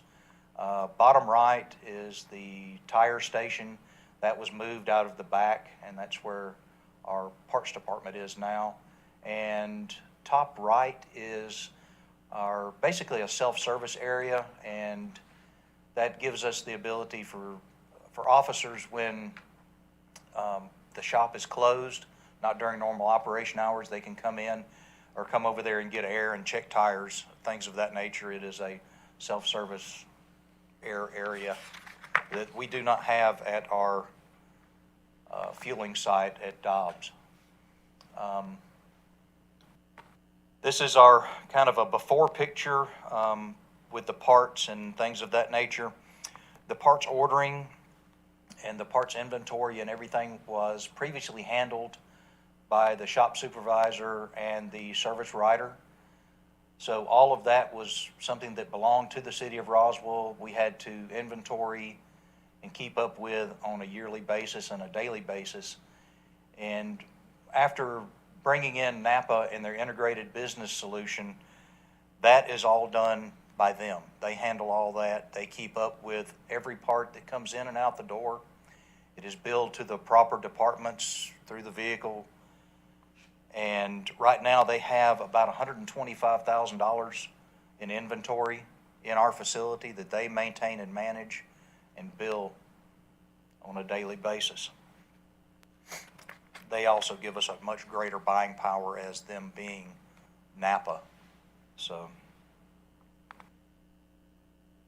some of the challenges that we've seen in the auto industry as a whole, 90% of 2021 fleet model ordered between March and August of 2021 have yet to be delivered to dealers. That just shows you how far behind the manufacturers truly are. The latest warning that chip shortages may extend into 2023, and we have heard talkings of this all year long, that this may even extend beyond that. Additional challenges, retail costs are up 39%. Used vehicles are also up 43%. And again, supply chain issues with chip shortages. The city of Roswell, through Enterprise, we ordered 45 pickup trucks. And they were on order probably a good month and a half, and then they were canceled by the manufacturer. So they had to be reordered again to try and get vehicles. They just absolutely were having a tough time getting vehicles and getting them ordered in a timely fashion. We did, parts availability is still an issue. It's going to continue to be an issue just like everything else. We did an evaluation, just a rough evaluation. We also, with Fulton County Board of Education, they also use Napa Integrated Business Solutions. So we're under the same umbrella as purchase price for parts through the city of Roswell. That is a state contract that we are under. And on average, of the 125 parts that we randomly pulled, we're looking at a 43% increase in cost of parts across the board from 2020 to 2022. So it just kind of gives us an idea of what we're running into.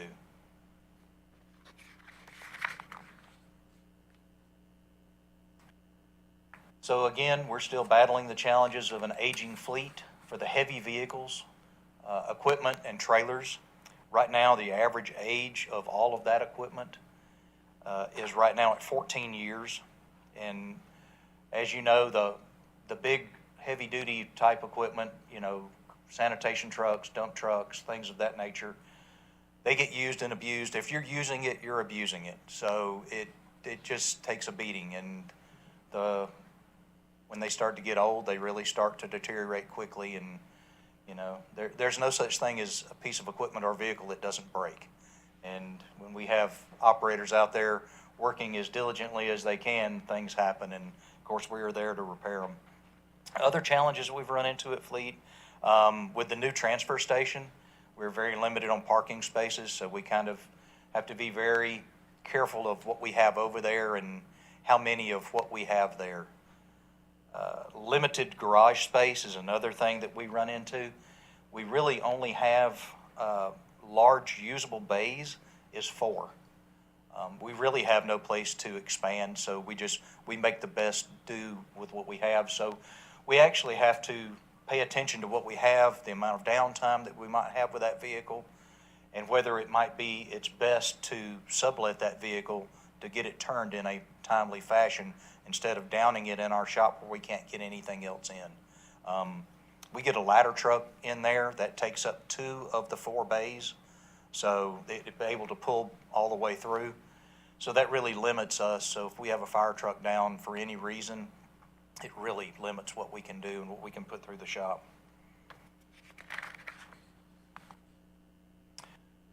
Right now, currently, just over 600 assets. We have 75 vehicles on order through Enterprise, and that would be, those are replacements, not new additions to the 608 assets, but those would be a 1-for-1 replacement. And we are hoping that we will see some of those soon. We still have not gotten an update for anything as far as those on order, just a few of them. We completed, last year, we completed 3,244 work orders.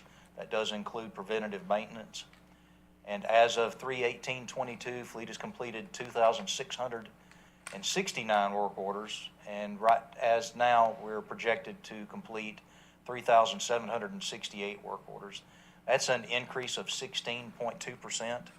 And we can equate some of this to the additional personnel that we put in fleet, and with also getting vehicles in our process of preventative maintenance and getting those numbers from that 48% to the 97%. So that's where those increases come from. So these are some of our success measures. I know it may seem kind of strange that we see 100% on here, and you would think, well, shouldn't it be 100%? Well, correctly, it should be 100%, and we're very excited that we do have 100%, but in the past, it has not been that way. It is very difficult sometimes for people to release their vehicle. They don't want to get out of it. They don't want to drop it off and have it maintained and serviced, and sometimes it's challenging for officers to get out of their vehicle and swap into something else. It takes time, and it's usually their personal time and not their patrol hours when they're having to swap a vehicle out. So it may take them 30 or 40 minutes or an hour to swap out from one vehicle to the next, and then they have to do it again once that vehicle is ready. So usually we try and run them through as quickly as we can, get them in and out, get them serviced, and try and not to have them swap a vehicle out. But we're very happy with the success that we have gained there. Next page is the operational readiness report. We keep up with this on a monthly basis of what we have in each department. And you can see it varies from department to department, and that has a lot to do with the sheer numbers that are in each department. The fire apparatus has very few vehicles, just like sanitation. So 1 or 2 vehicles out of service really makes a big change in their operational readiness rate. And our goal is to keep everybody at a minimum of 75%. So we have been very fortunate to keep that within that range. So our goals for 2023, we continue to use and improve Hyperweb to track and evaluate maintenance costs of each vehicle and accurately track man hours. Man hours is something that we're really focused on tracking to see how much time that they're spending on a job. And we thought we were tracking it properly, and then we had a meeting with Hyperweb and they told us, oh, those hours really don't mean anything. So now we're having to get them to update that, and that is just one of more than a dozen items that we're working with Hyperweb to give us a better tracking with the information and data that is in the system. We just don't have the ability to pull it at this point in time. They are going through a major restructure to make everything function in Chrome. Internet Explorer is going away for them and in a lot of instances, and that's where most of their system has been working. So we're waiting for that to happen. They have a 60-day window that they are trying to get everything transitioned over, and we're hoping that we can get more of our items checked off the list so we can have a better and accurate tracking. Continue to improve communication and customer satisfaction with the use of fleet monthly liaison meetings and follow up with customer satisfaction surveys. Continue to prioritize the reduction of emergency vehicle and sanitation truck downtime. We are in the process of updating our standard operating procedure guide and also some training programs for the technicians. We are working right now, waiting on the lift to come in. We purchased a motorcycle lift through Napa. We got the best price of any of the manufacturers for the lift. I do know that police is working on ordering 10 new Harley-Davidson motorcycles, and we are hoping to send 2 of our technicians to some training in 2024 so we can effectively maintain the costs on those particular entities, which Fleet has not done in the past. That is something that we're moving into now. We have never, from my understanding is we have never maintained any of the police motorcycles at Fleet. We plan on partnering and have partnered with some of our specialized equipment. Wayland is a lighting manufacturer and sound off signal as well. And we are working with them for training opportunities, and we are in the process of waiting for that to be set up. We're hoping that September we will have some then. And I will pass this off to Mr. Sheldon Brown for our enterprise leasing.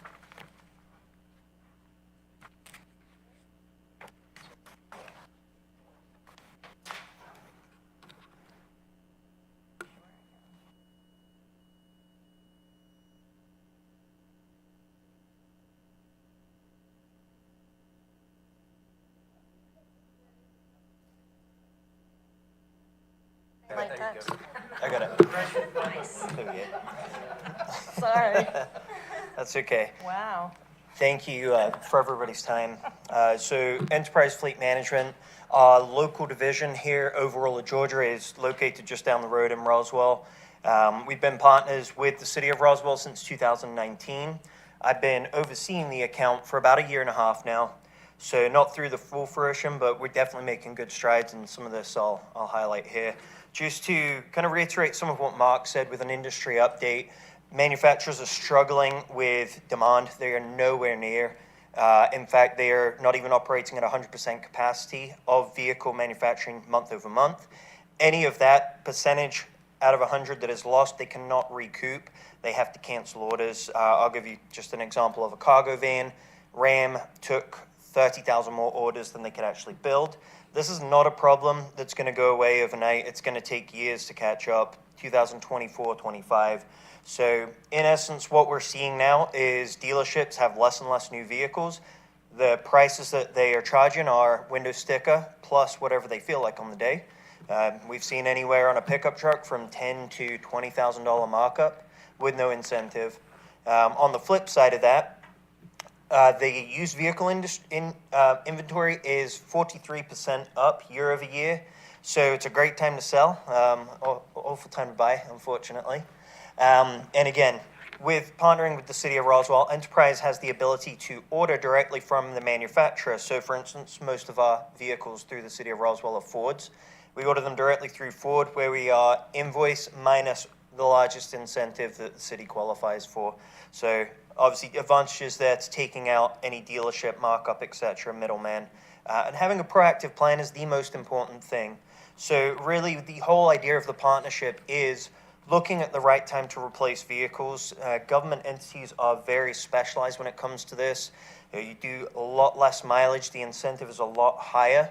So that optimal time to replace, specifically on the white fleet, is very advantageous for the city from a financial perspective, looking at typically around a 5-year mark, whereas, as Mark mentioned, some of the older vehicles like the solid waste department, you run those vehicles longer because they cost more. It just makes sense. So in essence, by putting a plan in place and having a younger fleet, you're minimizing downtime, maintenance, and maximizing the resale value. So not only from a maintenance perspective, keeping costs low there, but also giving Mark and his team time to concentrate on, the ERVs, the more important things like your police vehicles, fire trucks that have to be on the road. The initial plan that was put in place in 2019 showed a plan of getting all of the lease applicable vehicles onto a lease program over 5 years. And what they did was they looked at the city was buying 40 vehicles a year. Using that purchase amount of just over $1 million, the fuel budget and maintenance budget, creating an overall budget number. And by running leased vehicles, optimizing resale value, and minimizing fuel and maintenance, the analysis work put together saved $1.8 million over 10 years was the projections. So how we're doing kind of to date, and again, a lot of numbers, so I apologize, but actual concept is being caught up to. It was a slow start, but over the we're approaching 4 years, the city of Roswell has seen over 203 leased vehicles in fleet. So versus buying 40 new vehicles, there's an extra 80 right there. But on top of that, through the resale numbers that we've been able to get with the market, as well as Enterprise's ability to sell vehicles, of which we sell around 1 million of our own a year, the city of Roswell is roughly saving just over $600,000 per year whilst having more newer vehicles in fleet. So we've reduced the age of the fleet, and we've also been able to increase the safety rating of the fleet as well. So you can see in 2019, a little bit of a cheesy kind of stoplight diagram, but you can see just the different levels of safety features in vehicles at different model years and when they were actually put in place. The city of Roswell has moved to an average age of 6 years to 3 years in terms of the fleet that can be on lease. So greatly reducing the age, increasing the safety. At the end of the day, we can replace vehicles, we can't replace people, so safety is paramount. And we've made a big impact on that front from the police department. Ultimately, their safety is the most important thing. Additionally, whilst being able to improve the age of the fleet and cash flow, we have our accident management program, which enables us to monitor the accidents and help the city of Roswell repair accidents and subrogate on their behalf. For myself, the data is the key thing. We've been able to look at what causes the most accidents with the city of Roswell. So if you look at that bottom chart, distracted driver and improper backing up, all of these newer vehicles coming in have a backup camera as standard, as well as lane departure warnings. So, really looking at the problems of what's causing accidents and trying to limit that from that standpoint too. So in terms of a fiscal year planning, I put together just a brief update on when vehicles are expected to be ordered and delivery timeframes. As I mentioned, the manufacturers are struggling. Lead times are longer than they've ever been. If you're waiting on a Ford F-150, the lead time's 10 months, 7 to 10 months to get a vehicle in from order to delivery.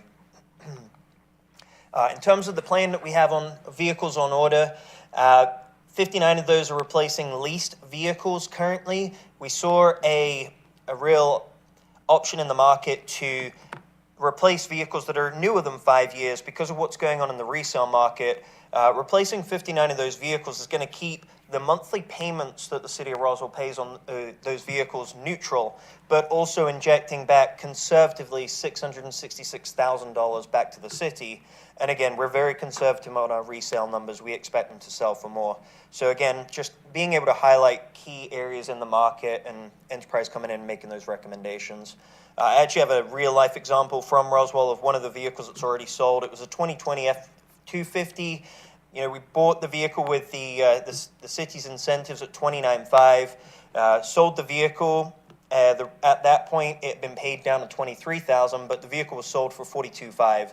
So over 19 months, the city in payments had made payments of $9,400. Equity back to the city was $18,000. So in essence, to run that vehicle for 19 months, the city made $9,000. So again, just an opportunity in the marketplace that we're able to highlight for the city, and one that we have on order this coming year. And that's everything on my part there.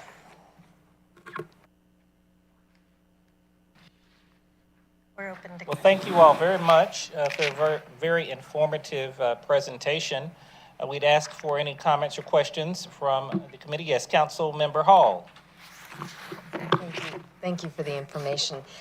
2 questions. Do we lease all of the city vehicles other than some of the very unique vehicles?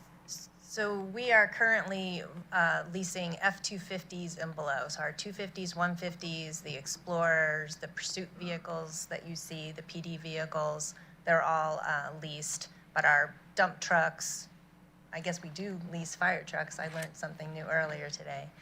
Did I miss anything in what we're leasing? No, right now it's 203 out of around 340 that are eligible for Enterprise fleet leases anyway. So what about the other departments? I see park and rec vehicles and sedans, and that includes all those vehicles. Yep.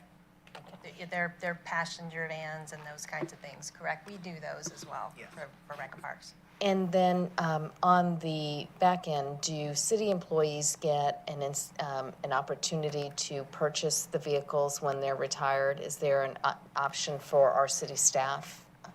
That gets tricky. Hey, Ryan? No, I don't, no, we can't, That, against. we can't do that.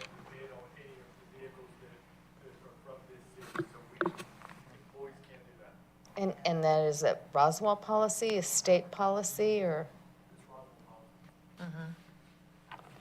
Okay, thank you. Your question, Christine, you're probably concerned because you probably saw Mike Palermo driving a police car recently that had been retired, so you probably wonder where he got it from. That's a good question. How long ago was that policy put in place, Michael? Yeah. I think it's always in Trevor. I don't remember it putting it in, I just remember it in there. Christine just said to me, and I think she's right, like, what a cool additional employee benefit that would be if offered, like, obviously, just off the cuff, but I think Christine's idea is like, yeah, why wouldn't you do that? That's a cool ideal, and you're not. Do other organizations do that, offer them to their employees? Not other government municipalities, but private entities, yes. Yeah, they do. We basically utilize enterprise for a market value, and they'll either take that number or whatever number they feel like based off of that.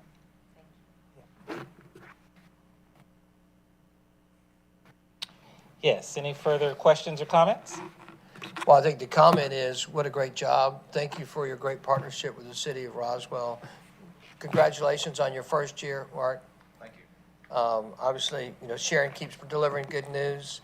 It's so fun to find out the great stories in the city of Roswell and the government of the city of Roswell and the things where people are being entrepreneurial and bringing true efficacy and results that are making a difference to the residents of Roswell, to the government of Roswell, and to the bottom line of Roswell. And what a great illustration. What a great fun to have a great vendor come in as part of the partnership, being really innovative and bringing real solutions. So thank you.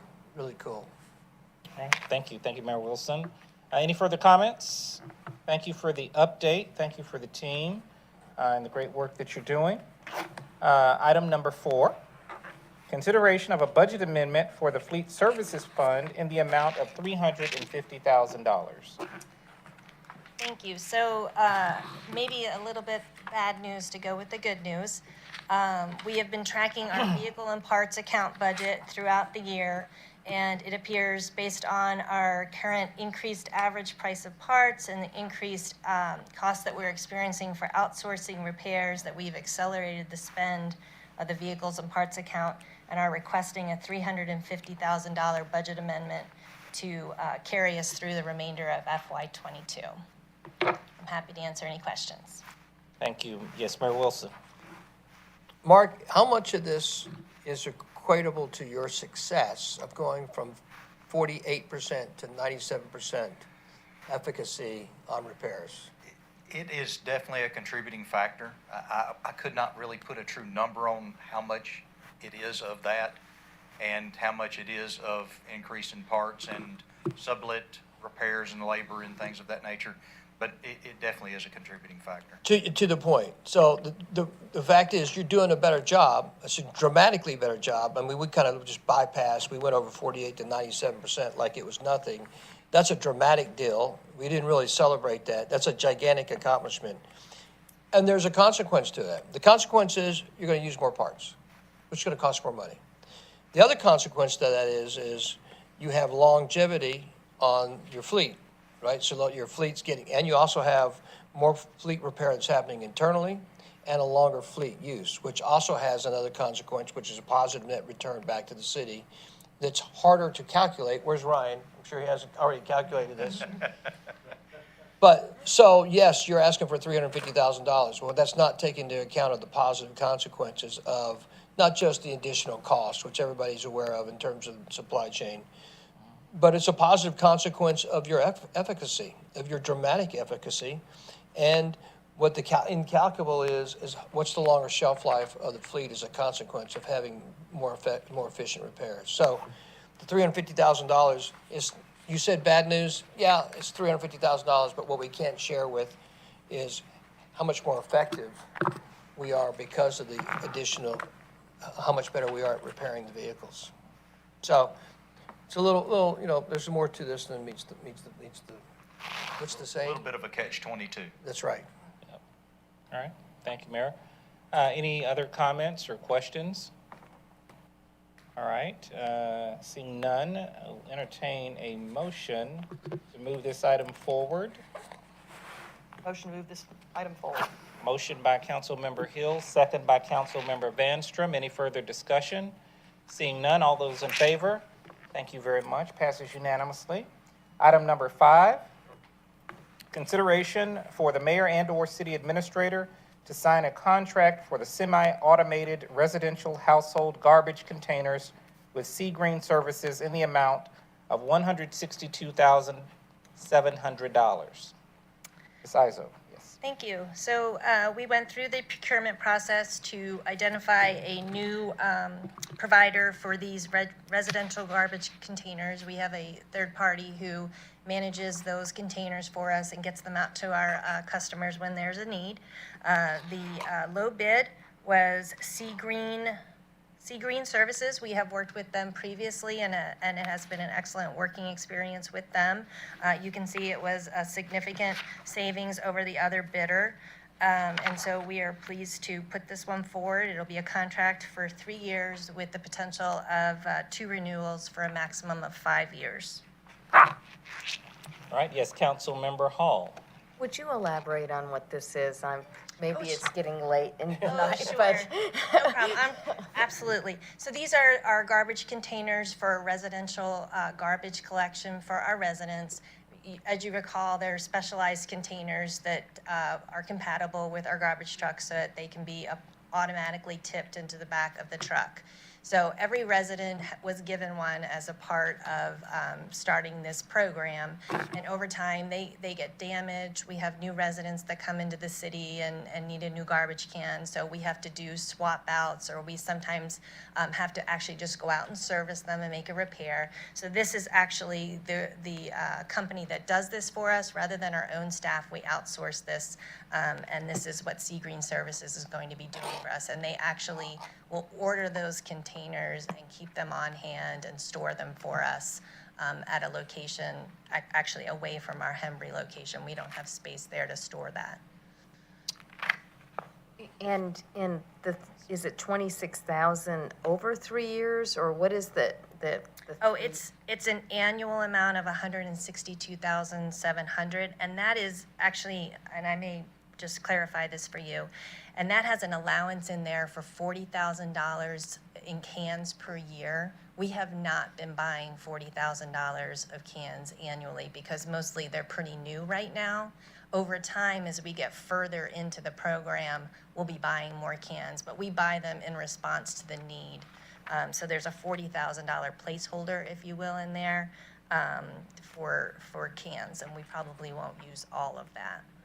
So we'll potentially be spending $120,000 a year, and for that, they're going to do what?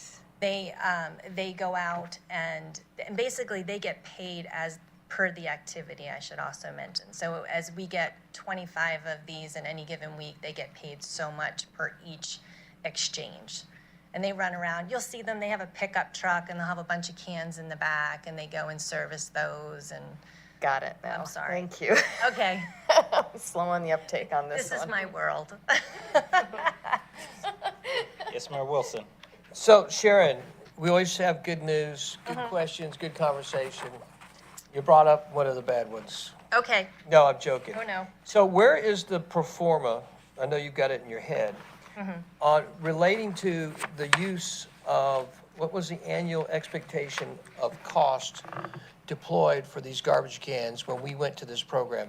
I was one of the residents, had a lot of perfectly good garbage cans, and you guys replaced my garbage cans with your garbage cans, Yeah. right? And you heard a lot about that. So I was one of those residents like, what? I got great cans. Yeah. But I understand, you did it from an efficacy perspective.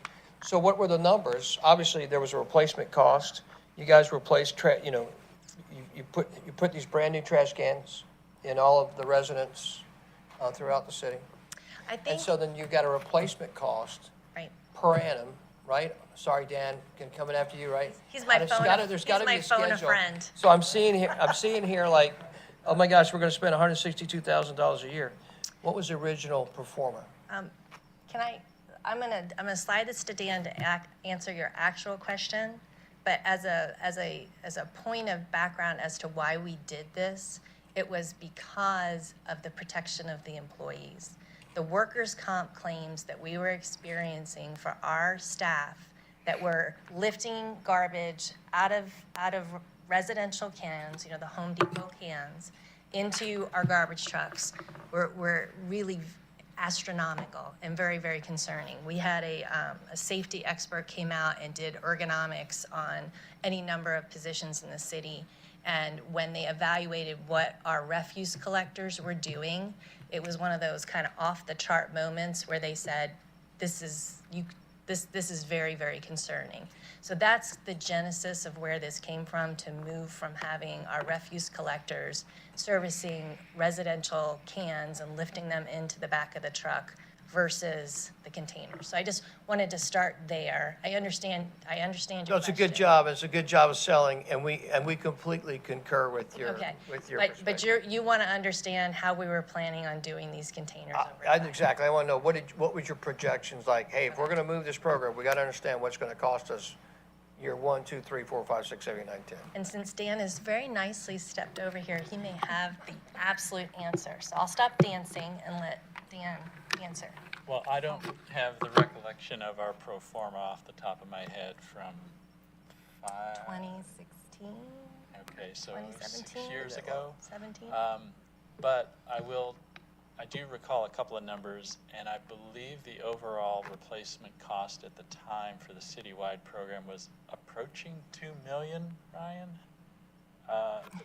When we did a pilot program first, and then we did is that correct? It may only be 1.5, but I want to say it's in that ballpark for the complete retrofit of all the cans citywide. Just for the record, this council was not involved in making decisions to spend $2 million to replace trash cans. I just want to be clear about this. And I would adamantly take responsibility for that back in 2015 or 2016. The life cycle of those can be in the neighborhood of 5 to 10 years plus, depending on how they're treated. We do get a fair number, and we also had some experience early on with just the cart mechanics, wheels, that sort of thing. And that's really what was the genesis of this. The initial contract included maintenance provided by the cart supplier, and this is really the ongoing outsourcing of that. So we're independent of the cart suppliers, and we have a more customer service oriented contractor who's very focused on getting the cans picked up and taken out. In terms of the pro forma, I can't answer your question for you, but that's something we can go back and look at and give to you as a follow-up item.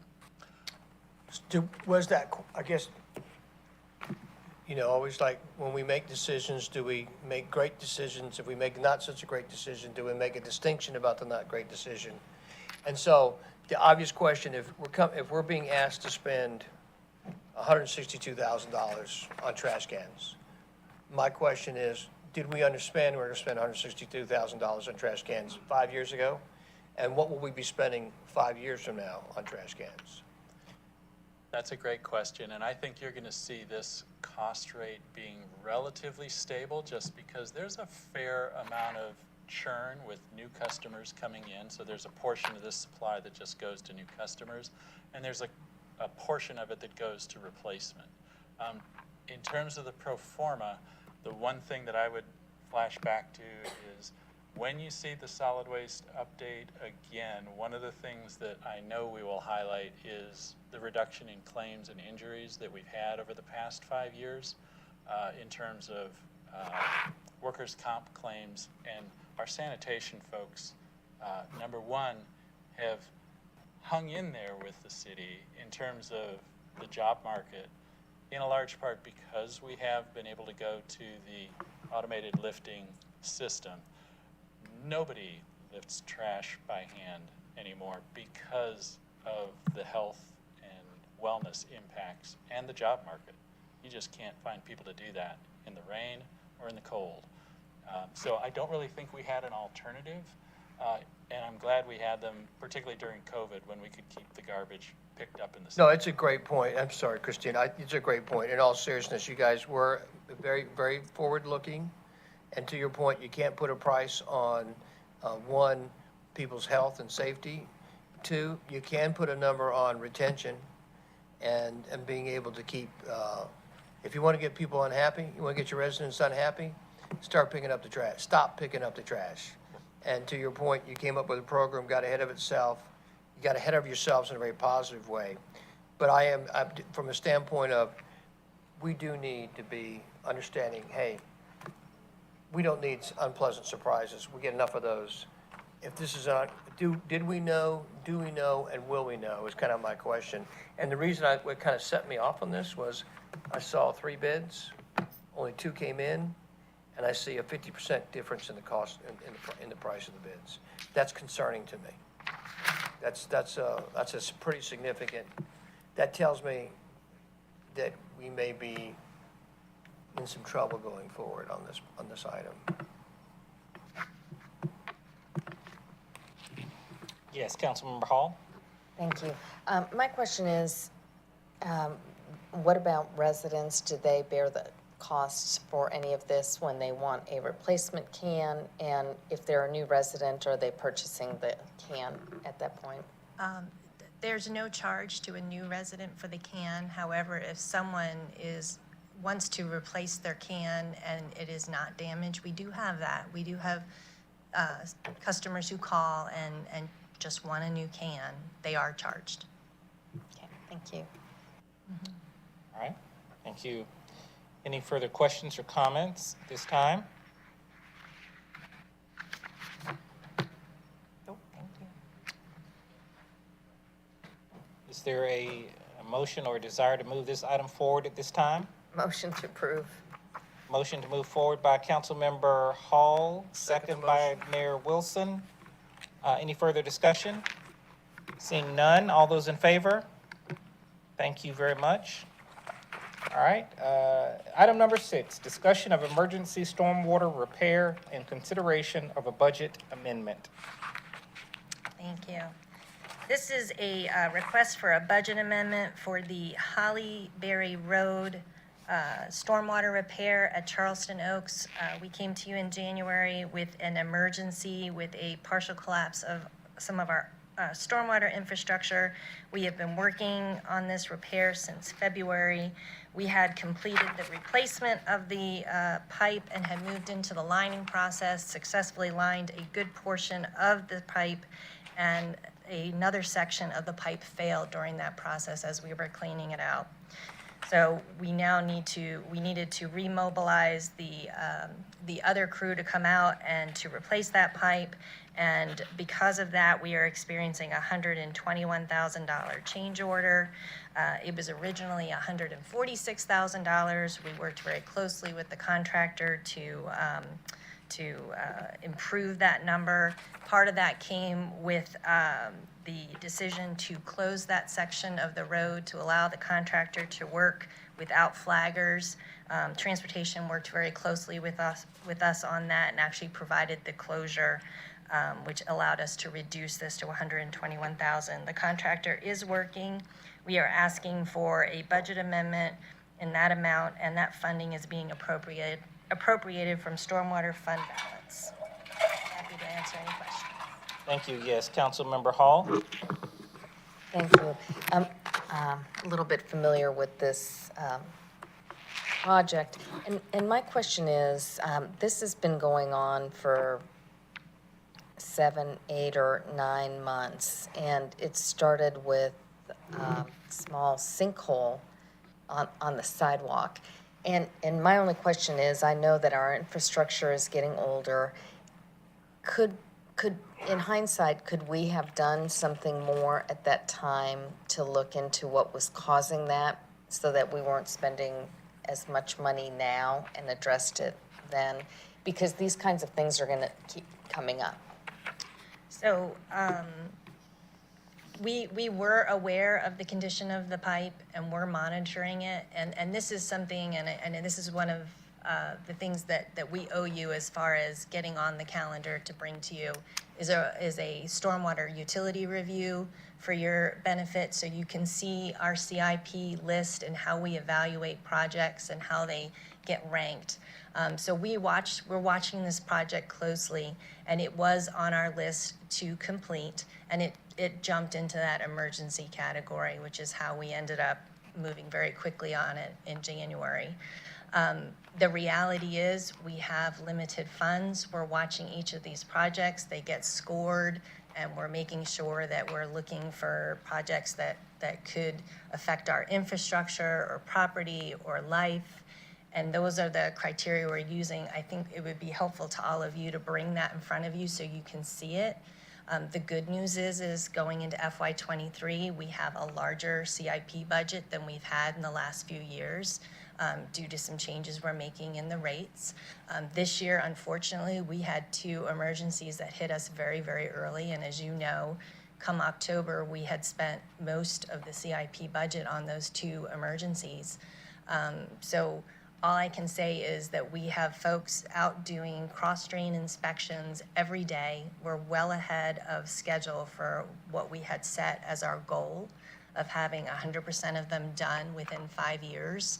And we are finding things as we go, and those are the cross drains under our streets, which this one is. So all I can say is we are keeping an eye on them. We have a method for evaluating them. We're happy to share that with you. And I appreciate this has been very difficult. It's been difficult on the neighbors. I was out there on Monday with the neighbor right there on the corner. He has some concerns about flooding. We're going to make sure once we get all the water off his property that we're going to go back and see how things are and do what we need to do to restore what needs to be restored. But I appreciate the frustration. We feel it too. I just, Mayor Wilson had made the comment when we were going through the budget or any savings, and I think the number was 600,000, and your comment at that time was, is that enough? And it's a very valid comment because I don't know that it is enough. So if I'm remembering this correctly, and I'm going to look back at budget, I think we were programmed in for a 2.5% rate increase for stormwater this year, and we're moving at 2.5? 4. And so that's a big jump for us. Certainly, could we spend the money if we went higher than that? If we went to 5 or 6 or whatever you thought was appropriate, could we get further into the list? Absolutely. Yes, Mayor Wilson? Thank you, Mr. Chairman. Just to kind of follow up on Christine's line of questioning. You're in the questioning session now. Sharon, it sounds like we didn't have enough money. That's what I'm hearing? Yes. And therefore the problem got worse because we just didn't have enough money. Is that an accurate assessment? That is a fair assessment. So I'm really glad Christine kind of narrowed that down, and I'm glad you just said that this is the real problem. So, wow, thanks for bringing that up, Christine, because we can't repeat this mistake, right? We cannot repeat the mistake of having, I know how you feel about it, like, so you probably feel very frustrated, like I didn't have enough money to do what I needed to do, and therefore the problem got worse. So we're in budget season, working for budget FY23. So I guess we need to have real clarity. That's the lesson from this on something like this. Will this impact not just the list, but since like you didn't have the money to respond, once you knew there was a problem, you didn't have the money to respond to it. Is that fair? Well, the money that we had, we were holding in reserve in the event of an emergency, because in the stormwater business and the water business, emergencies happen and you want to make sure there's money available. When this one moved into the emergency category, we immediately mobilized and got moving on it. We have folks out there checking. But we don't want them to move to the emergency category. Right. That's the point. Okay, that's fair. That's fair. Because that's, I think, the question. How do we not repeat this mistake? How do we as a city, how do we as electeds not let down our fellow residents at Hollyberry or the next one? How do we do that? I guess that's what we're asking. We can go back and look at the list again, and we can have another. Here comes Dan. Comes Dan. Okay, Dan's gonna jump in. And I think maybe before Dan mentions a more aggressive preventative maintenance program, if you will. There are people out, staff members out every day evaluating these cross drains and other infrastructure items. If we could increase the intensity of that preventative maintenance and review, perhaps that would help us in the future. Now, obviously, that does take funding and additional funding to make needed repairs. But I think that have confidence in Sharon and Dan that they are very apprised of what would need to be done in terms of infrastructure review and then in infrastructure repair. And as Mayor Wilson mentioned, as we continue to navigate this budget season, we certainly need to have clarity and understanding of what that looks like long-term. Mr. Chairman. Yes, Mayor. Yeah, so to the question, I just want to get clarity. So Christine just brought this up. She said this originally happened 7 months ago? July of 2022? The first, July 2022. 21, sorry. July 21. Oh my God, 10 months ago, 9 months ago. So what did we learn? Is there anything we learned from this? Like an issue first services in July 21, it gets super serious in January 2022.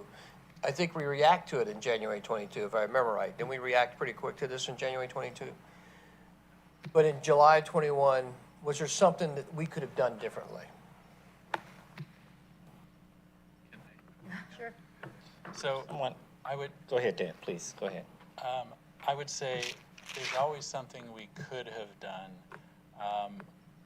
One of the key points here is the financial status of the stormwater fund, and that is the fund that has the most stable and flat forecast going forward, which is one of the reasons that the rate increase that we've asked for this past year is so important to us, because our impervious surface area in the city is not growing. It's actually declining a little bit as we redevelop and require more green space on some previously 100% impervious properties, unless we build a new road or something, which we don't do very often. So that's just a financial equation, and one of the goals I think Sharon established with Adam in the last stormwater master plan update was to target a reserve in our pro forma going forward. I can't remember what the number was. You settled on it. Was it half? Is $500,000, I think, in the wishing world, we'd love it to be 800,000, because we can conceive a project that could hit us at 800,000. But $500,000 is what we are trying to hold back in the event of. And the last thing that I would just want to emphasize is, particularly in stormwater, Adam and Sharon have done a great job at our condition assessment program, and we were working very aggressively on that condition assessment of pipes under roadways, which is what this falls into. We are at the age with our infrastructure that, and we also have had weather this last couple of years, which has been very wet, and that is when stormwater infrastructure tends to fail. So we have a certain lifespan there, and then once things start to go and the pipe bottom is gone, if we don't catch it within a few years, something like this happens very quickly, and we do not have the ability to forecast when that failure is going to happen. So that's the risk management and prioritization challenge that Adam and Sharon have. But to your point, yes, had we had a little bit more money, we could have responded a little more aggressively, and if we had a little more reserve, we could probably get a little more ahead of this on that priority list that they're most worried about. All right, thank you. Any further questions or comments from Mayor and Council? This was a discussion item. We needed to have this ratified, is that correct? His agenda vote. Yeah, it needs a budget amendment. Okay, all right. With that, motion from Councilmember Hall, second from Mayor Wilson. Any further discussion? Seeing none, all those in favor? All right, that passes. Peter. All those in favor? Yes, all right. That passes unanimously. All right, thank you very much. We're seeing no further items on the agenda. We'll entertain a motion of adjournment. Motion to adjourn, Mayor Wilson, second Councilmember Hall. All those in favor? Thank you very much. Have a wonderful evening. I was just thinking about, I have to ask my wife for an increase in my allowance this weekend, because I was short on cash. I just feel so bad for her.